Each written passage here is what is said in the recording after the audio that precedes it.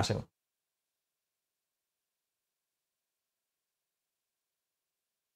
বিশেষত আমরা প্রাচীন বাংলার শাসনামল বলতে যেটা বুঝি, বাংলায় হচ্ছে আদিকালে জনপদ সিস্টেমে আম, সাম্রাজ্য বিস্তার করা ছিল। ছোট ছোট রাজ্য ছিল, রাজ্যের একত্রীভূত অংশ হচ্ছে জনপদ। বিভিন্ন জনপদ আমরা দেখতে পাই, 16টা মতো জনপদ আমরা এই দক্ষিণ এশিয়ায় দেখতে পাই। তো এর মধ্যে 7টার মতো জনপদ আমরা পাই বাংলাদেশে। তো জনপদের সিস্টেমে, ওয়ালাইকুম আসসালাম জাহিদুল, কেমন আছেন আপনি, কোথা থেকে জয়েন করছেন? আচ্ছা।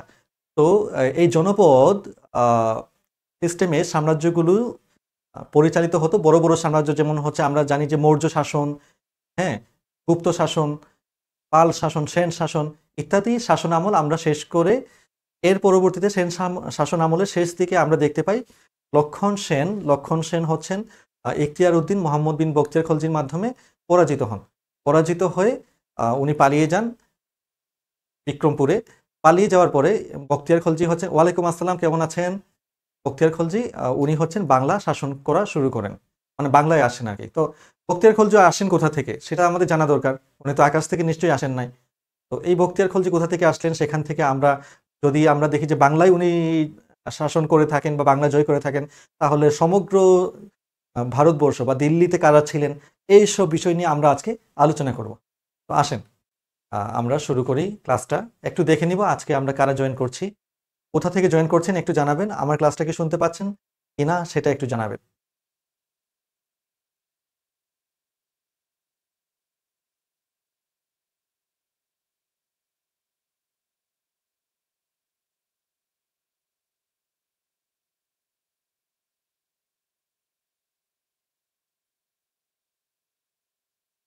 কমেন্ট কি আসে না?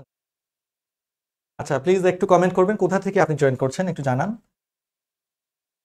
আসেন আমরা আস্তে আস্তে ইতিহাসের দিকে অগ্রসর হই। হুম, ইতিহাস যেটা বলে যে সেন শাসনামল যখন শেষ হলো, সেন শাসনামলের পর আমরা, আচ্ছা মিরপুর থেকে রহমান সাগর, আপনাকে ওয়েলকাম। উম্মে হাবিবা ওয়েলকাম ঠাকুরগাঁও থেকে, ঠিক আছে। সবাইকে আবারও স্বাগত জানাচ্ছি। আসেন, শোনা যাচ্ছে। Thank you Sagar, thank you. আচ্ছা, তো আমরা যখন মুসলিম শাসনের শুরুটা দেখতে পাই, এই মুসলিম শাসনে আমরা একটা বিষয় দেখতে পাই যে অনেক সময় আমার এই বাংলা স্বাধীন ছিল আর কি। মানে বাংলা এক পাশে আর আরেক পাশে হচ্ছে দিল্লি। মানে যারাই আসতেন সিংহাসনে বসতেন, ওনারা দিল্লিতে থেকে অনেক সময় বাংলাকে শাসন করতেন। আবার অনেক সময় হচ্ছে বাংলা নিজেই একটা স্বাধীন আলাদা একটি শাসন ব্যবস্থা এটা গড়ে তুলেছিল। তো আমরা যদি একদম শুরুর দিকে যাই, একদম শুরুতে আমরা কি দেখতে পাই আপনারা একটু দেখেন খেয়াল করে। এখানে আমরা অনেকের নাম দেখতে পাচ্ছি, সুলতান কুতুবুদ্দিন আইবেক, শামসুদ্দিন ইলতুৎমিশ, আলাউদ্দিন খিলজি, সুলতানা রাজিয়া। বা তার পরবর্তীতে যদি আমরা যাই যে ফখরুদ্দিন মুবারক শাহ, আলাউদ্দিন হোসেন শাহ, দাউদ খান কররানী, শামসুদ্দিন ইলিয়াস। তো এই বিভিন্ন যে শাসক ওই সময় এসেছেন, ইনাদের একটু ইতিহাসটা আমরা জানার চেষ্টা করব, মানে শুরুটা কিভাবে হয়, যে আমার এখানে এসে কিভাবে আমি দিল্লি সালতানাত প্রতিষ্ঠা করলাম। ফার্স্টে হচ্ছে আমি তার ভালো আছি আমি, আপনি কেমন আছেন? আচ্ছা, দিল্লি সালতানাত এখান থেকে আমরা শুরু করতে যাচ্ছি। তো ম্যাক্সিমাম ক্ষেত্রে হচ্ছে আমি দিল্লির অধীনে থেকে বাংলাকে শাসন করছি। যেরকম হচ্ছে প্রাচীন শাসন আমলে, যেমন মৌর্য শাসনে আমরা দেখতাম যে চন্দ্রগুপ্ত মৌর্য উনি ইয়ে করতেন, পাটলিপুত্রে, বিহারের পাটলিপুত্রে শাসন করতেন এবং প্রাদেশিক রাজধানী রেখেছিলেন পুণ্ড্রনগরকে। এই বাংলার পশ্চিমাংশে পুণ্ড্রনগরকে রেখেছিলেন হচ্ছে উনি প্রাদেশিক রাজধানী। পুণ্ড্র প্রদেশের পুণ্ড্রনগরকে, পুণ্ড্র ছিল বাংলার প্রাচীন জনপদ। তো আসেন এখানে মেইনলি আমরা ফার্স্ট যেটা দেখতে পাই 12 থেকে 16 খ্রিস্টাব্দে। আমরা এই স্লাইডগুলো আমরা দেখব। দেখার আগে একটু দেখি যে 12 থেকে 16 শতাব্দীর দিকে যেটা হয় যে এই রাজপুতদের আহ, অধিগ্রহণের মাধ্যমে, মানে রাজপুতদের কে পরাজিত করে, রাজপুতের তখন রাজা ছিলেন হচ্ছেন পৃথ্বীরাজ চৌহান। পৃথ্বীরাজ চৌহানকে পরাজিত করে মোহাম্মদ ঘুরি। হ্যাঁ, মোহাম্মদ ঘুরি হচ্ছেন আপনার গজনির শাসনকর্তা। তো এই মোহাম্মদ ঘুরি এসে পৃথ্বীরাজ চৌহানকে পরাজিত করেন এবং সেখানে হচ্ছে দিল্লিতে হিন্দু শাসনের অবসান ঘটে। এটা মনে করেন যে এটা তরাইনের যুদ্ধ হয় আমার মোটামুটি 1192 সালে বা কাছাকাছি সময় আর কি, 1192 সালে এই সময়। কিন্তু তার ঠিক আগ মুহূর্তে আমরা দেখি যে মাঝে মধ্যে এসে হচ্ছে মোটামুটি 712 খ্রিস্টাব্দের দিকে মোহাম্মদ বিন কাসিম এসে হচ্ছে উনি মাঝে মধ্যে এসে এখানে জয়ের উদ্দেশ্যে আর কি, শাসন এর উদ্দেশ্যে না, জয়ের উদ্দেশ্যে উনি এখানে মাঝে মধ্যে আক্রমণ করেছিলেন। তো আচ্ছা, মহারানী ঋতু, আপনি কুষ্টিয়া থেকে, আপনাকে স্বাগত জানাচ্ছি, ভালোবাসা রইল। এরশাদ শেখ, আপনাকেও ভালোবাসা, আসেন। তো এই সিন্ধু জয় করার পর 712 খ্রিস্টাব্দে সিন্ধু জয় করেন, বাট উনি কিন্তু সাম্রাজ্য বিস্তারে খুব একটা মনোযোগী ছিলেন না, মানে রাজ্য বিস্তারে মনোযোগী ছিলেন না। তো এর পরবর্তীতে প্রায় 300 বছর পর আমরা দেখি যে সুলতান মাহমুদ, গজনির একজন শাসনকর্তা সুলতান মাহমুদ এসে উনি ওই সময়কার যে গুজরাটে সোমনাথ মন্দিরে উনি আসেন এবং সেটা দখলের মাধ্যমে হচ্ছেন কিছু স্বর্ণ রৌপ্য এখান থেকে নিয়ে যান। তো কথিত আছে যে উনি আক্রমণ করার পর এত বেশি স্বর্ণ নিয়ে যান যে সেখানে 20টার মতো হাতি উনার প্রয়োজন হয়েছিল। তো এরপরেও আমরা দেখি যে সুলতান মাহমুদও আসলে উনিও এখানে আসলে শাসনভারে আসেন নাই, মানে উনি এখানে শাসন করতে আসেন নাই, উনি দখল করার মাধ্যমে তারপর স্বর্ণ নিয়ে আবার চলে যান। তো এরপর যেটা আমরা দেখি 1210, আমরা 1192, 1026-এর পর আমরা 1192-এর কথা বলছি, যখন হচ্ছে পৃথ্বীরাজ চৌহানকে পরাজিত করলেন মোহাম্মদ ঘুরি উনি যেটা করলেন যে উনার বিশ্বস্ত প্রতিনিধি না, এটাও একটু পরে যায়। আমরা মোহাম্মদ ঘুরির পরে আমরা যদি দেখি যে উনার প্রতিনিধি বলতে আমরা যদি ধরি কুতুবুদ্দিন আইবেককে, মোহাম্মদ ঘুরির আরেকটা নাম, মানে মোহাম্মদ ঘুরির আরেকটা নাম হচ্ছে মোহাম্মদ বিন সাম।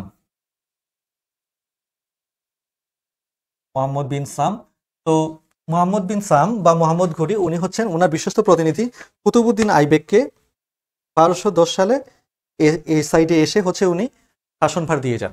কুতুবুদ্দিন আইবেক, আমরা চলে আসতেছি কুতুবুদ্দিনের কাছে। তো কুতুবুদ্দিন এসে হচ্ছে দিল্লিতে বসলেন।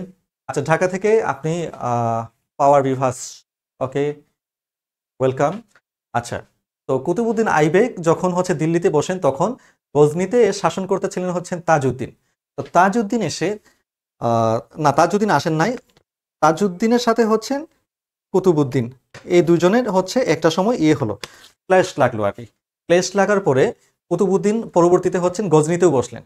গজনিতে বসার পর যেটা হলো যে কুতুবুদ্দিন অনেকদিন শাসন করলেন, কিন্তু উনি একটু বিলাসিতায় মগ্ন হয়ে গিয়েছিলেন। তো উনাকে আবার তাড়িয়ে দেওয়া হয়, মানে সেখানে একটা গৃহযুদ্ধ হয়, তারপর কুতুবুদ্দিনকে তাড়িয়ে দেওয়া হয়, তারপরে উনি আবার ওখান থেকে ফিরে এসে আবার দিল্লিতে বসেন। এই আমার মোটামুটি আমার শুরু হলো এই বাংলায় বা দিল্লিতে, বাংলায় বলবো না, দিল্লি বা দিল্লি সালতানাতের প্রতিষ্ঠা। আচ্ছা, মুস্তাফিজুর বলছেন যে ভাইবা পাশ করলেই সকলের নন ক্যাডার পদে জব, এটা চূড়ান্ত সিদ্ধান্ত হয়েছে নাকি শুধু আলোচনা হয়েছে? আচ্ছা, এই বিষয়ে হচ্ছে আপনি ফোন করতে পারেন, সাফল্য একাডেমির হচ্ছে যে সেলস হেল্পলাইন আছে, এখানে ফোন করতে পারেন, অথবা আপনি গ্রুপে বা কোথাও লিখতে পারেন। যেহেতু লাইভ ক্লাস চলছে, এটার আনসার এই মুহূর্তে দেওয়া যাচ্ছে না, আমরা আমাদের ট্র্যাকে থাকি। তো আমরা কুতুবুদ্দিনের কথা বলছি, কুতুবুদ্দিনের মোটামুটি এই কাহিনীটা আমরা বুঝলাম।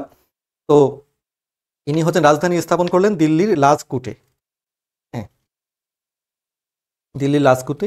তো সেখান থেকে আমরা মোটামুটি আমরা দিল্লি সালতানাতের শুরুটা দেখতে পাই, দিল্লি সালতানাবাদ। তো এর আগে একটু এখানে কি আছে দেখে নেই। হিন্দু বিজয়ী প্রথম মুসলিম সেনাপতি তিনি মরক্কোর মোহাম্মদ বিন কাসিম, আমরা কাসিমের নাম শুরু থেকে বলছি, মোহাম্মদ বিন কাসিম, উনি হচ্ছেন মরক্কোর। আর হচ্ছে এর নেক্সট স্লাইডে দেখে আমরা কি আছে দেখেন, আমরা চলে আসলাম দিল্লি সালতানাত। এতক্ষণ আমরা কুতুবুদ্দিনের কথা বলছিলাম। তো এই কুতুবুদ্দিন শুরু করলেন, তুর্কি সাম্রাজ্যের প্রতিষ্ঠা করলেন। এই সময়টা দিল্লি সালতানাতে আমরা এই তুর্কি এবং আফগান শাসকদের সাম্রাজ্য দেখতে পাই। এটা মোটামুটি আমার যদি সময় ধরি তাহলে ধরতে পারি যে 1206 থেকে 1526, 1206 থেকে 1500, ঠিক আছে। তো আমরা এরপর ইয়ের দিকে যাব, মানে যেহেতু আমরা শুরু করছিলাম আলাউদ্দিন বখতিয়ার খলজির সরি বখতিয়ার খলজির সময় তিনি হচ্ছে লক্ষণ সেনকে পরাজিত করলেন। এটা আমরা বাংলায় যখন প্রবেশ করব তখন আমরা এই গল্পটা নিয়ে শুরু করব। এই পাশে একটু আগাতে থাকি, দেখি যে দিল্লিতে কি ঘটলো। দিল্লির সালতানাতে কুতুবুদ্দিন আইবেক আসলেন এবং তিনি ছিলেন দিল্লির মোহাম্মদ ঘুরির অনুচর। মোহাম্মদ ঘুরির কথা বললাম, মোহাম্মদ ঘুরির প্রতিনিধি বা অনুচর, এবং তিনি হচ্ছেন মামলুক সাম্রাজ্য প্রতিষ্ঠা করলেন। তো এই 1206 থেকে 1526 এর মধ্যে আমরা কয়েকটা শাসন দেখতে পাই একসাথে। প্রথমত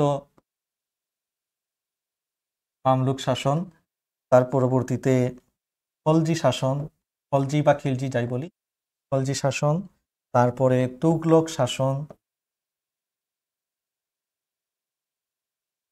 তারপর সৈয়দ শাসন, অবশেষে লুদি শাসন। তো এই বংশের যারা সম্রাট ছিলেন তারা হচ্ছে এই সময়টাই ওনারা শাসন করেন। তো আমরা শুরু করছি দিয়ে মামলুক দিয়ে। তো কুতুবুদ্দিন আইবেক এটা শুরু করলেন। শুরু করার পর উনি হলেন দিল্লির প্রথম স্বাধীন সুলতান। কুতুবুদ্দিন আইবেক মানে গজনি থেকে উনি নিজেকে আলাদা করে দিল্লিতে স্বাধীন সুলতান হিসেবে নিজেকে প্রতিষ্ঠা করলেন। এবং উনি প্রচণ্ড দানশীল ছিলেন, সাদাক প্রদান করতেন। এই দানশীলতার কারণে ওনাকে বলা হতো যে লাখ বক্স। তো ইনি শুরু করলেন দিল্লির প্রথম স্বাধীন সুলতান হিসেবে। কিন্তু আমরা একটা বিষয় দেখতে পাই, ইনি কিন্তু খুব বেশি সাম্রাজ্য বিস্তারে মনোযোগী ছিলেন না। উনি ঠিক আছে আসলেন দিল্লিতে, গজনি থেকে দিল্লিতে প্রতিনিধি হিসেবে এসে হচ্ছে দিল্লিতে স্বাধীন হলেন। বাট হচ্ছে আমরা দেখি প্রকৃতভাবে মানে উপমহাদেশে মুসলিম শাসন প্রকৃতভাবে প্রতিষ্ঠা করলেন হচ্ছে শামসুদ্দিন ইলতুৎমিশ।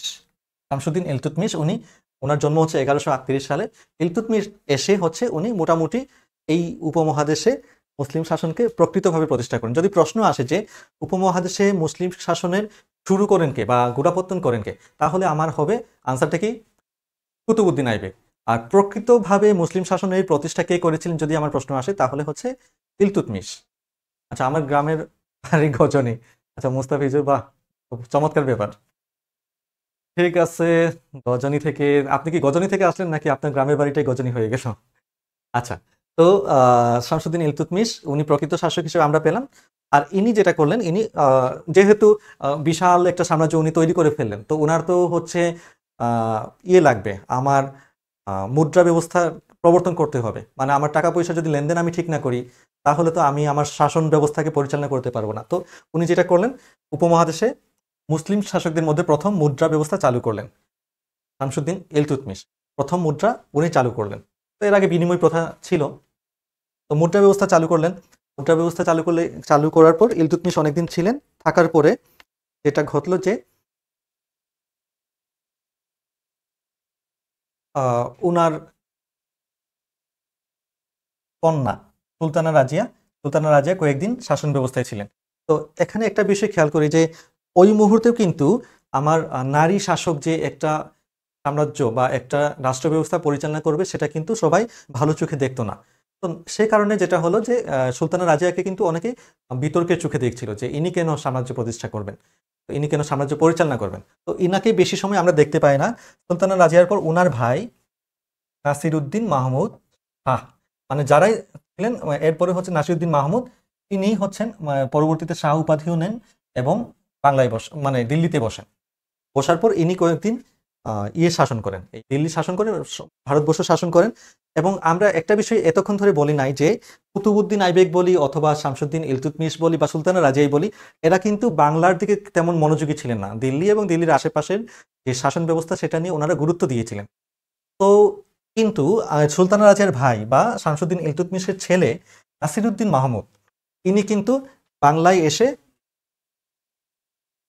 এই শাসন ব্যবস্থা শুরু করেন, বা ওনার তুর্কি বা মামলুক শাসন যেটা, এই শাসন ব্যবস্থা শুরু করেন। তো প্রশ্নে যদি আসে যে বাংলায় প্রথম তুর্কি শাসন কে চালু করেন বা কে শুরু করেন, তাহলে আমার আনসার হবে নাসিরউদ্দিন মাহমুদ শাহ। তিনি হচ্ছেন ইলতুৎমিশের ছেলে বা সুলতানা রাজিয়ার ভাই। হ্যাঁ, যদি কখনো মনে না থাকে যে এই নামটা, তখন আমি মনে করবো যে সুলতানা রাজিয়ার ভাই কে ছিল বা ইলতুৎমিশের ছেলে কে ছিল, তখন আমার মাথায় থাকবে যে নাসিরউদ্দিন মাহমুদ শাহ। মানে উনি ওনার শাসন ব্যবস্থা পাওয়ার পর এই শাহ উপাধি গ্রহণ করেন এবং ইনাকে বলা হতো ফকির বাদশাহ, মানে খুবই সাদামাটা জীবনযাপন করতেন। ঠিক আছে, তো এটা হচ্ছে আমরা মোটামুটি মামলুক শাসন ব্যবস্থায় শাসকদের দেখতে পাই। এই মামলুক শাসনের সর্বশেষ শাসক হিসেবে আমরা পাই গিয়াসউদ্দিন বলবনকে। উনি বলশালী ছিলেন নাকি উনি বনের মধ্যে থাকতেন সেটা আমরা জানি না, বাট হচ্ছে ওনার নাম হচ্ছে গিয়াসউদ্দিন বলবন। আর ইনি ছিলেন মামলুক শাসনের শেষ শাসনকর্তা। আর ইনার সময় একজন বিখ্যাত গায়কের কথা আমরা দেখতে পাই, ইনি হচ্ছেন আমির খসরু। আমির খসরু বা ওনাকে বলা হতো ভারতের তোতা পাখি। আমির খসরুর অনেক গান এখনো পাওয়া যায়, বাট সুর কিছুটা চেঞ্জ হয়েছে। স্যার ভালো আছি, রুবেল মিয়া ভালো আছি, আপনি কেমন আছেন? আচ্ছা, আহ, তো আমির খসরুকে ভারতের তোতা পাখি বলা হয়। ইনি ছিলেন কোন সময়? গিয়াসউদ্দিন বলবনের সময়। হ্যাঁ, গিয়াসউদ্দিন বলবনের সময় ইনি ভারতবর্ষে ছিলেন বা জন্ম নিয়েছিলেন। তো আসি আমরা এরপর কি দেখতে পাই, আমরা আছি দিল্লি সালতানাতে। দিল্লি সালতানাতে এরপর আমরা দেখতে পাই, আমরা তখন মামলুক শাসন নিয়ে কথা বলছিলাম, মামলুক শাসনের পরবর্তীতে আমরা দেখতে পাই খিলজি শাসন। এই সময়টায় আমার শুরু হলো খিলজি শাসন। হ্যাঁ, আবার বখতিয়ার খলজির সাথে তুলনা করবে না, এটা কিন্তু খিলজি শাসন। হ্যাঁ, খিলজি শাসন মামলুক শাসনের পরপরই শুরু হয়। এখানে আমরা ফার্স্ট যাকে দেখতে পাই, যিনি প্রতিষ্ঠা করলেন খিলজি শাসনটা, ইনি হলেন Jalaluddin Khilji. Jalaluddin Khilji. Jalaluddin Khilji হচ্ছেন খিলজি শাসন ব্যবস্থার প্রতিষ্ঠাতা, বা খিলজি দিল্লি সালতানাতে খিলজি শাসনের শুরু করেন, গোড়াপত্তন করেন। তো জালালউদ্দিন খিলজির পর আমরা দেখতে পাই আলালউদ্দিন খিলজি বা আলালউদ্দিন খলজি। ইনি হলেন খিলজি শাসন ব্যবস্থার শ্রেষ্ঠ সুলতান। খিলজি শাসন ব্যবস্থায় দিল্লির শ্রেষ্ঠ সুলতান, বা দিল্লির শ্রেষ্ঠ সুলতানও বলা হয়। যে আমি যদি বলি যে দিল্লি সালতানাতের শ্রেষ্ঠ সুলতানকে, তখনও আমার আনসার হবে হচ্ছে আলালউদ্দিন খিলজি। এনাকে বলা হতো ভারতের আলেকজান্ডার। ভারতের আলেকজান্ডার। আচ্ছা, আলেকজান্ডার কোন দেশে ছিলেন? গ্রিসের। গ্রিস ব্যবস্থায় আলেকজান্ডার কিন্তু উনি যখন ছিলেন, উনি কিন্তু এই ভারতবর্ষ আক্রমণ করেছিলেন। সেটা হচ্ছে সেই মৌর্য যুগের আগে। হ্যাঁ, মানে জাস্ট কথার কথা বললাম আর কি। আলেকজান্ডার ভারতবর্ষ আক্রমণ করেছিলেন, কিন্তু উনি শাসন ব্যবস্থা এদিকে এগিয়ে আসে নাই, উনি আবার বেগ চলে গিয়েছিলেন। এখানে রাজা ছিলেন নন্দ রাজাকে তার রাজ্য দিয়ে তারপর উনি বেগ চলে গিয়েছিলেন। নন্দ রাজাকে উনি বলছিলেন যে আপনি আসলে আমার কাছে পরাজিত হয়েছেন, আপনি আসলে কি চান আমার কাছ থেকে? নন্দ রাজা বলেছে যে আমি একজন শাসনকর্তার কাছ থেকে যে যা প্রত্যাশা করি, আপনার কাছ থেকে আমি সেটাই প্রত্যাশা করি, বা একজন রাজা আরেকজন রাজার কাছ থেকে যে যা প্রত্যাশা করে, আমিও আপনার কাছ থেকে তাই প্রত্যাশা করি। তো এই আলেকজান্ডার পরে হচ্ছে এটা শুনে খুবই অভিভূত হন, এবং তিনি রাজা নন্দকে তার শাসন ব্যবস্থা দিয়ে সবকিছু দিয়ে উনি বেগ চলে যান। তো ওইটা হচ্ছে বহু আগের ঘটনা। তো এর পরবর্তীতে যখন দিল্লি সালতানাত আসলো, এই ভারতের আলেকজান্ডার হিসেবে আমি যাকে পাচ্ছি, বা ভারতের আলেকজান্ডার বলা হয় কাকে? আলালউদ্দিন খিলজিকে। আচ্ছা, এখন আমি একটু প্রশ্ন রাখবো যে ভারতের নেপোলিয়ন কাকে বলা হতো? যদি হচ্ছে আপনি আনসার জানেন, একটু আনসার করবেন। ভারতের নেপোলিয়ন কাকে বলা হতো? তো আসেন, ভারতের আলেকজান্ডার হিসেবে আমরা পাই আলাউদ্দিন খিলজিকে। ইনি ওনার সময়ে কেন শ্রেষ্ঠ সুলতান ওনাকে বলা হয়? কারণ উনি হচ্ছেন একটা স্থায়ী সেনাবাহিনী গড়ে তুলেছিলেন। এখন এখন আমরা বলি যে ডিফেন্স সিস্টেম, এই ডিফেন্স সিস্টেম উনি গড়ে তুলেছিলেন ওনার সময়ে। মানে খিলজি শাসন ব্যবস্থায় আলাউদ্দিন খিলজির মাধ্যমে আমরা ভারতে একটা স্থায়ী সেনাবাহিনীর ব্যবস্থা গড়ে তুলতে দেখি। তো এই দুজন মূলত ইম্পর্টেন্ট। এর বাইরে আরো ছিলেন, সেটা আমাদের না জানলেও চলবে। তো খিলজি শাসন ব্যবস্থার পর আমরা দেখতে পাই তুগলক শাসন ব্যবস্থা বা তুগলক বংশ। এটাও কিন্তু দিল্লি সালতানাতে, আমরা বারবার বলছি আমরা দিল্লি সালতানাতে আছি। আমরা মামলুক বংশ শেষ করলাম, তারপর খিলজি বংশ শেষ করলাম, এখন আসি আমরা তুগলক বংশে। তুগলক বংশের প্রতিষ্ঠাতা হলেন গাজী মালিক। হ্যাঁ, গাজী মালিক হচ্ছেন তুগলক বংশের প্রতিষ্ঠাতা। তবে শ্রেষ্ঠ সুলতান, মানে তুগলক বংশের শ্রেষ্ঠ সুলতান হিসেবে আমরা নাম পাই মোহাম্মদ বিন তুগলককে। গাজী মালিক হচ্ছেন তুগলক বংশের প্রতিষ্ঠাতা, আর মোহাম্মদ বিন তুগলক হলেন তুগলক বংশের শ্রেষ্ঠ সুলতান। আসেন, এক্স্যাক্টলি ভারতের নেপোলিয়ন বলা হয় সমুদ্রগুপ্তকে। শিউলি ভুইয়া, আপনাকে আসলে চকলেট ইয়ে থাকলো আর কি, বকেয়া থাকলো, আপনি মনে করিয়ে দিবেন, আপনাকে চকলেট পাঠিয়ে দিব। আচ্ছা, মানিকগঞ্জ থেকে রুবেল মিয়া। আচ্ছা, ওকে। তো তুগলক বংশের প্রতিষ্ঠাতা গাজী মালিক, আর শ্রেষ্ঠ সুলতান হিসেবে আমরা পাই মোহাম্মদ বিন তুগলককে। আর তুগলক বংশের শেষ সুলতান হলেন মাহমুদ শাহ। একটা বিষয় আমরা খেয়াল করি যে দিল্লিতে কিন্তু এই সমগ্র বংশ, দিল্লি সালতানাতের সমগ্র বংশগুলো কিন্তু দিল্লিতে রাজধানী স্থাপন করেছিলেন। শুধুমাত্র ব্যতিক্রম আমরা দেখি, তুগলক বংশে এসে মোহাম্মদ বিন তুগলক দিল্লি থেকে দেবগিরিতে রাজধানী স্থানান্তর করেন। দিল্লি থেকে দেবগিরিতে রাজধানী স্থানান্তর করেন। স্থানান্তর করার পর এটার নাম দেন খলিফাতাবাদ, যেখানে খলিফারা থাকবে আর কি। তো মোহাম্মদ বিন তুগলক দিল্লি থেকে দেবগিরিতে বা খলিফাতাবাদে রাজধানী স্থানান্তর করেন। এবং মোহাম্মদ বিন তুগলক আরেকটা কাজ করেন, বিশেষ করে ওই সময় ইনফ্লেশন বেড়ে যাচ্ছিল, মানে স্বর্ণ মুদ্রার প্রচলন ছিল। তো স্বর্ণ মুদ্রার বিপরীতে উনি ইনফ্লেশন বেড়ে যাচ্ছিল দেখে তাম্র মুদ্রা প্রচলন করলেন। তো উনি আশা করছিলেন যে তাম্র মুদ্রা এই ইনফ্লেশনকে বা এই সিস্টেমকে মানে ইয়ে করবে আর কি, সাবস্টিটিউট করবে।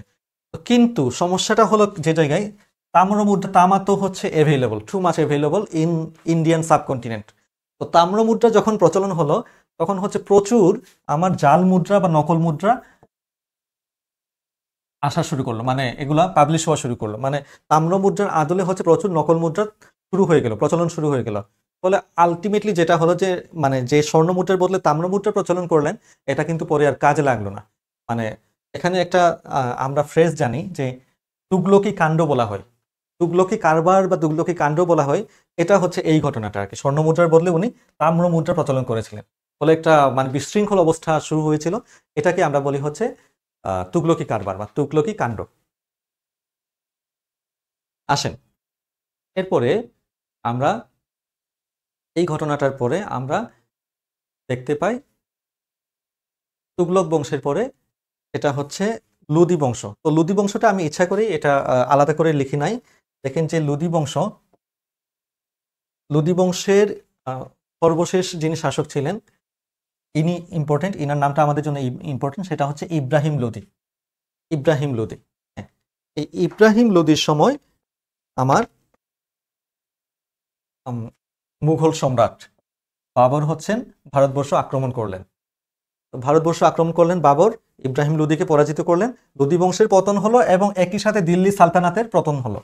লোদি বংশ যখন পতন হলো একই সাথে আমার দিল্লি সালতানাবাদ শেষ হয়ে গেল। তারপরে শুরু হলো নতুন করে মুঘল শাসন। তো এই মুঘল শাসন বাবরের সময়, এবং এই যে যুদ্ধ হয়েছিল সেটা হচ্ছে পানিপথে, পানিপথের প্রথম যুদ্ধ বলা হয় এটাকে, বাবরের সাথে ইব্রাহিম লোদির। এটা হয়েছে 1526 সালে। তাহলে একটু আনসার দিবেন যে পানিপথ কোথায় অবস্থিত? কেউ যদি জানেন তাহলে একটু আনসার দেন, পানিপথ কোথায় অবস্থিত? আসেন আমরা তাহলে শেষ করলাম মামলুক শাসন থেকে খিলজি শাসন, খিলজি শাসন থেকে তুগলক শাসন, তুগলক শাসন থেকে শেষ করলাম লুদি শাসনের মাধ্যমে, লুদি বংশের মাধ্যমে। এই সব কিছু মিলেই হচ্ছে আমার দিল্লি সালতানাত। এর বাইরে আমরা বলেছিলাম সৈয়দ বংশের কথা, সেটা এতটা ইম্পর্টেন্ট না, সেই জন্য আমরা এটা স্কিপ করে গেলাম। তো এই যে দিল্লি সালতানাত ছিল, দিল্লি সালতানাতের পরপরই হচ্ছে আমরা 1526 বলেছিলাম, এটা হচ্ছে 1206 থেকে 1526। 1526 এরপরে গিয়ে হচ্ছে এই 1526 সালে পানিপথের প্রথম যুদ্ধ হলো, এবং এরপরে আমরা মুঘল সাম্রাজ্যের প্রতিষ্ঠা দেখতে পাই। মুগলাই কারবার আর কি, মুগলাই খানা, মুগলাইরা আসলো, মুঘলরা আসলো, মুগলাই খানাও শুরু হলো এবং দিল্লি সালতান শেষ হলো। আসেন তারপরে কি ঘটে। আমরা এতক্ষণ আছি কিন্তু দিল্লিতে। তো এই মুহূর্তে আমরা মুঘল শাসনটা একটু দেখে তারপরে হচ্ছে আমরা বাংলায় প্রবেশ করব, মানে বাংলার কি অবস্থা এটা প্রবেশ করব। শিউলি ভূঁইয়া আবারও আনসার দিচ্ছেন যমুনার তীরে। বাহ, আপনি আসলে অত্যন্ত মনোযোগী। আমরা আশা করি যে আমাদের সবাই যারা পার্টিসিপেন্ট আছি আমরা এভাবে মনোযোগ দিয়ে হচ্ছে আমাদের ক্লাসটা করব বা কোর্সগুলো করার চেষ্টা করব। যমুনার তীরে ঠিক বলেছেন শিউলি, আপনাকে আবারও অভিনন্দন। তো সেকেন্ড টাইম তো চকলেট দেওয়া যাচ্ছে না, একবার তো বলেছি। আচ্ছা, কুষ্টিয়া থেকে মহারানী, আপনাকে ওয়েলকাম মহারানী ঋতু। দেখি আমরা দিল্লি সালতানাতে ছিলাম, এখন আমরা আসলাম হচ্ছে মুঘল শাসনে। মুঘল শাসন আমরা দেখি যে 1526 থেকে 1858, মানে যে সময় হচ্ছে ব্রিটিশরা আসলো এই ভারতবর্ষে 1857 থেকে ওরা শুরু করলো। 57 এক বছর পিছিয়ে দিলাম, তার কারণ হচ্ছে মুঘল শাসনের শেষ শাসনকর্তা যিনি ছিলেন উনিও কিছুটা হচ্ছে রাজ্য শাসন করেছেন। যখন ব্রিটিশরা আসলো তারপরেও কিছুটা রাজ্য নিয়েই ছিলেন, বাট হচ্ছে উনি এটা সাস্টেন করতে পারেন নাই এবং এটা ব্রিটিশদের আন্ডারেই ছিল। তো সেই কারণে আমরা বললাম যে 1858 পর্যন্ত। এতটুকু আমাদের খুব মনে রাখার দরকার যে এরকম না, বাট সালটা মোটামুটি বুঝলে আমাদের এই সিকোয়েন্সটা ধরে রাখাটা সহজ হয়। সাল যে খুব মনে রাখতে হবে বিষয়টা এরকম না, ঠিক আছে? আমরা আসি তো মুঘল শাসনে এই শাসনকর্তাদের নাম আমাদের মনে রাখতে হবে এবং মুঘলরা কিভাবে শাসন করছেন, এবং মুঘলদের কিছু সময় হচ্ছে আমার এই বাংলাও হচ্ছে শাসিত হয়েছে মুঘলদের আন্ডারে, এটাও হচ্ছে আমরা দেখব। তো এই নামগুলো আমরা একটু দেখার চেষ্টা করি যে মুঘলরা যেহেতু সর্বশেষ সময় পর্যন্ত ওনারা ছিলেন 1858 পর্যন্ত। তো এই মুঘলদের শাসন ব্যবস্থা এরা যে রাজাদের মাধ্যমে বা যে সম্রাটদের মাধ্যমে হচ্ছে শাসিত হয়েছে, এদের নামগুলো আমরা একটু দেখার চেষ্টা করি।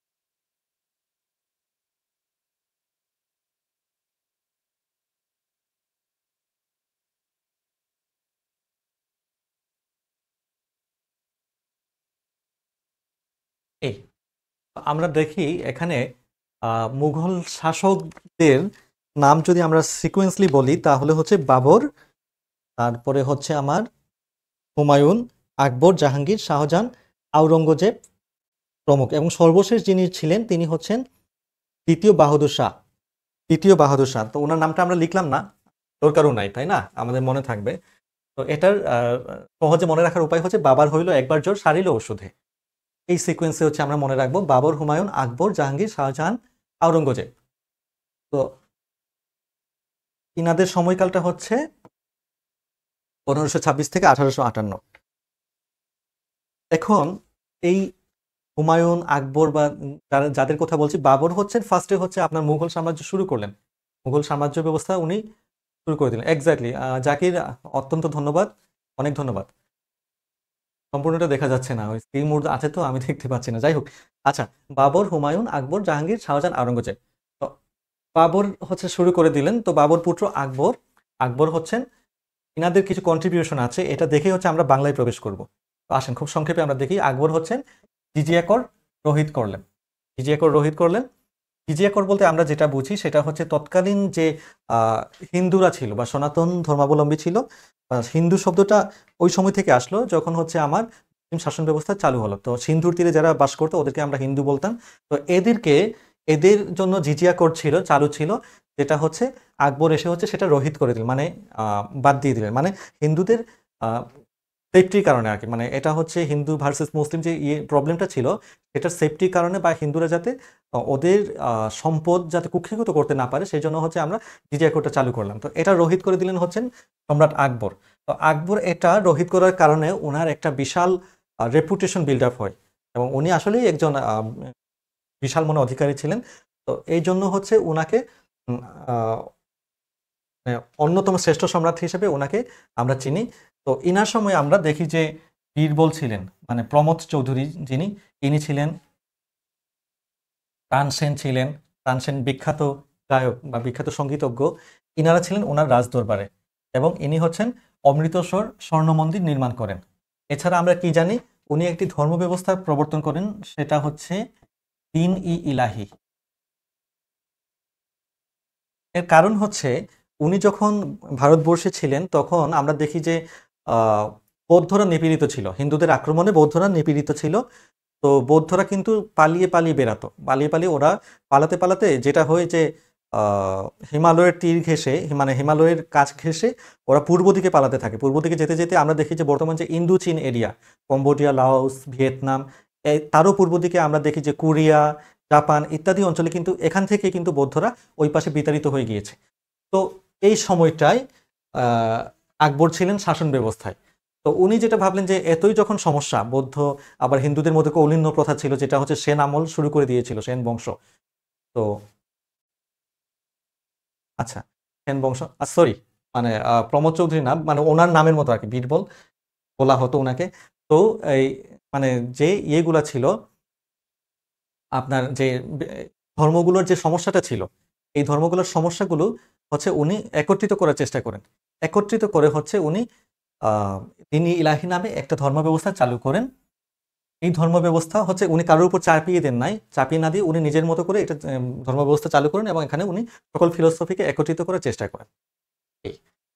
তো আকবরের পরবর্তীতে আমরা দেখি যে হুমায়ুন বাংলার, হুমায়ুন আসেন। হুমায়ুন এসে হচ্ছে ওনার সময়, এই নামটা আমরা একটু মনে রাখবো, এই সময় ছিল হচ্ছে শের শাহের সময়, বাংলায় শের শাহ ছিলেন। তো হুমায়ুন হচ্ছে বাংলায় যখন আসেন উনি এর নাম দেন হচ্ছে জান্নাতাবাদ, স্বর্গীয় নগরী আর কি। তো এই সময়টাই আমরা একটা বিষয় খেয়াল করি যে শুরু থেকে যখন হচ্ছে আমার দিল্লি সালতানাত ছিল, দিল্লি সালতানাতের সময় আমার দিল্লির যে সুলতানরা ছিলেন ওরা কিন্তু এই ভারত ব্যবস্থার মধ্যে বাংলাকে নাম দিয়েছিলেন হচ্ছেন বুলগাকপুর। বুলগাকপুর বলতেন ওনার এটাকে, বা বিদ্রোহের নগরী, মানে অনেক ধরনের বিদ্রোহ এখানে হতো বিভিন্ন সময়। কিন্তু পরবর্তীতে এসে হুমায়ুন হচ্ছেন বাংলার নামকরণ দেন হচ্ছেন জান্নাতাবাদ, মানে উনি বাংলা দেখে হচ্ছে উনি মুগ্ধ হন, জান্নাতাবাদ। এবং উনি কিন্তু এই বাংলায় কিন্তু বেশ কয়েকদিন ছিলেন, অনেক সময় ধরে ছিলেন।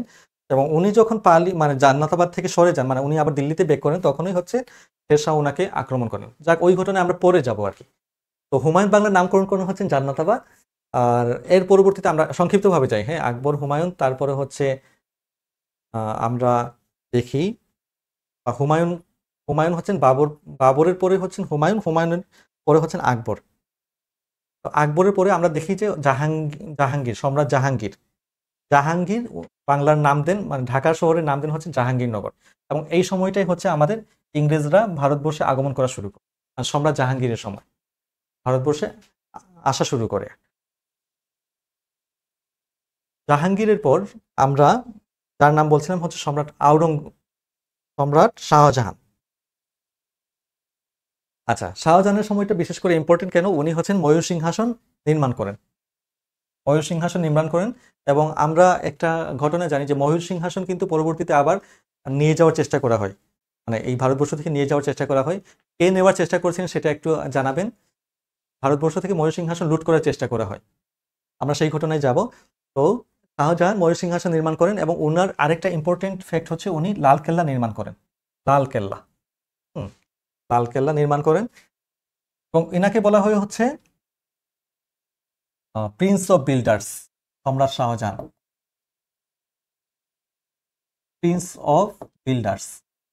মানে ইনি অনেক নির্মাণ কাজ নিয়েই হচ্ছে ব্যস্ত ছিলেন।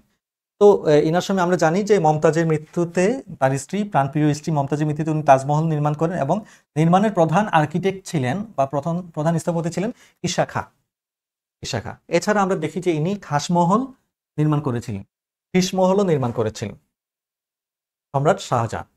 তো ওনাকে বলা হতো প্রিন্স অফ বিল্ডার্স। যেরকম আমরা এখন দেখি যে ফ্রান্সে হচ্ছে মানে এত বিশাল বিশাল ইয়ে বিল্ডিং অথবা বুর্জ খলিফার কথা বলি, তো ওই সময়টা কিন্তু আমরা যে এখন বুর্জ খলিফার কথা বলি অথবা আমিরাতের কথা বলি বা ফ্রান্সের কথা বলি, ওই সময় কিন্তু আমার ইয়ে করে,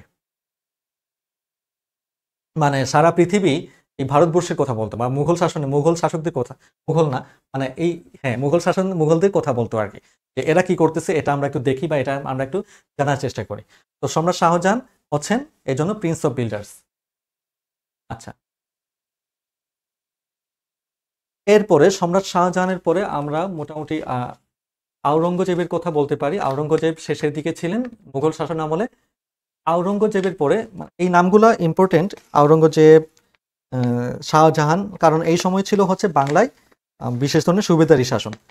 এর পরবর্তীতে আওরঙ্গজেবের পরে দ্বিতীয় বাহাদুর শাহ, যাকে বলা হয় যে সর্বশেষ মুঘল শাসন আমলে সর্বশেষ শাসক, দ্বিতীয় বাহাদুর শাহ, এই সময় হচ্ছে ব্রিটিশ শাসন আমল চলে আসে আর কি। তো ইনাকে ব্রিটিশরা হচ্ছে রেঙ্গুনে নির্বাসন দেওয়া হয় একে।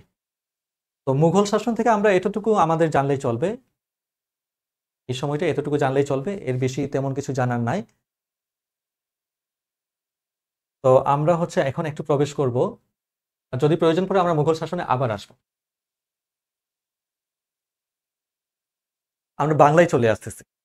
বাংলায় যখন ফার্স্ট টাইম হচ্ছে আমার ফার্স্টে আমরা বলছিলাম যে আহ, লক্ষণ সেনকে পরাজিত করলেন হচ্ছেন ইখতিয়ার উদ্দিন মোহাম্মদ বিন বখতিয়ার খলজি।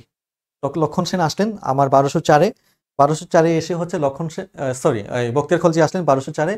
উনি এসে হচ্ছেন বাংলা জয় করলেন এবং লক্ষণ সেনকে বিতাড়িত করলেন। বিতাড়িত করার পরে লক্ষণ সেন কিন্তু, আবার লক্ষণ সেন বলতেছে, বখতিয়ার খলজি কিন্তু আমার বেশি দিন এই বাংলায় থাকেন নাই। আচ্ছা, আমরা হঠাৎ করেই হচ্ছে বখতিয়ার খলজি বলছি, আচ্ছা একটু হচ্ছে কেউ যদি আনসার দিতেন, মানে বখতিয়ার খলজি তো কোনো না কোনো জায়গা থেকে আসেন, উনি কার মাধ্যমে উনি বাংলায় প্রবেশ করেছিলেন বা বাংলা জয় করতে আসছিলেন, মানে কার থ্রুতে, মানে কোন জায়গা থেকে আসেন বা কার মাধ্যমে হচ্ছে বাংলায় আসেন, সেটা যদি জেনে থাকেন একটু কমেন্ট করেন।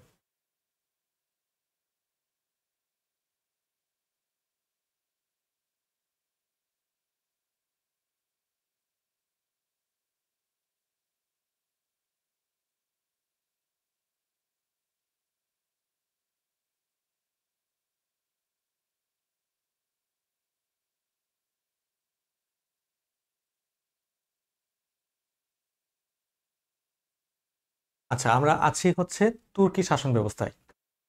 তুর্কি শাসন ব্যবস্থায় আচ্ছা, শিউলি ভুঁইয়া, আপনি হচ্ছেন লিখেছেন সুলতান মাহমুদ। আহ, আপনি সম্ভবত ময়ূর সিংহাসনের ব্যাপারে হচ্ছে লিখেছেন। তো ময়ূর সিংহাসন আমরা যেটা বলেছি যে prince of builders mister Shahjahan আর কি, সম্রাট শাহজাহান হচ্ছে উনি নির্মাণ করেছিলেন, এবং এটা লুট করেছিলেন হচ্ছেন নাদির শাহ।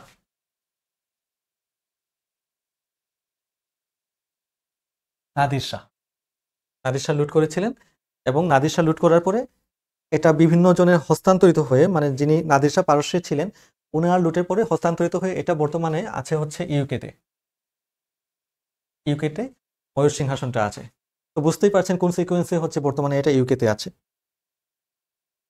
তো এখন হচ্ছে যে বিষয়টা নিয়ে আমরা কথা বলছিলাম, বখতিয়ার খলজি উনি বেশি দিন ছিলেন না এখানে, 1204 থেকে 1206 এই সময়টাই ছিলেন।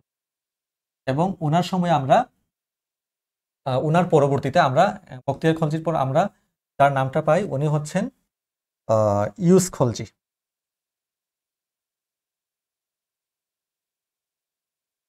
ইউস খলজি,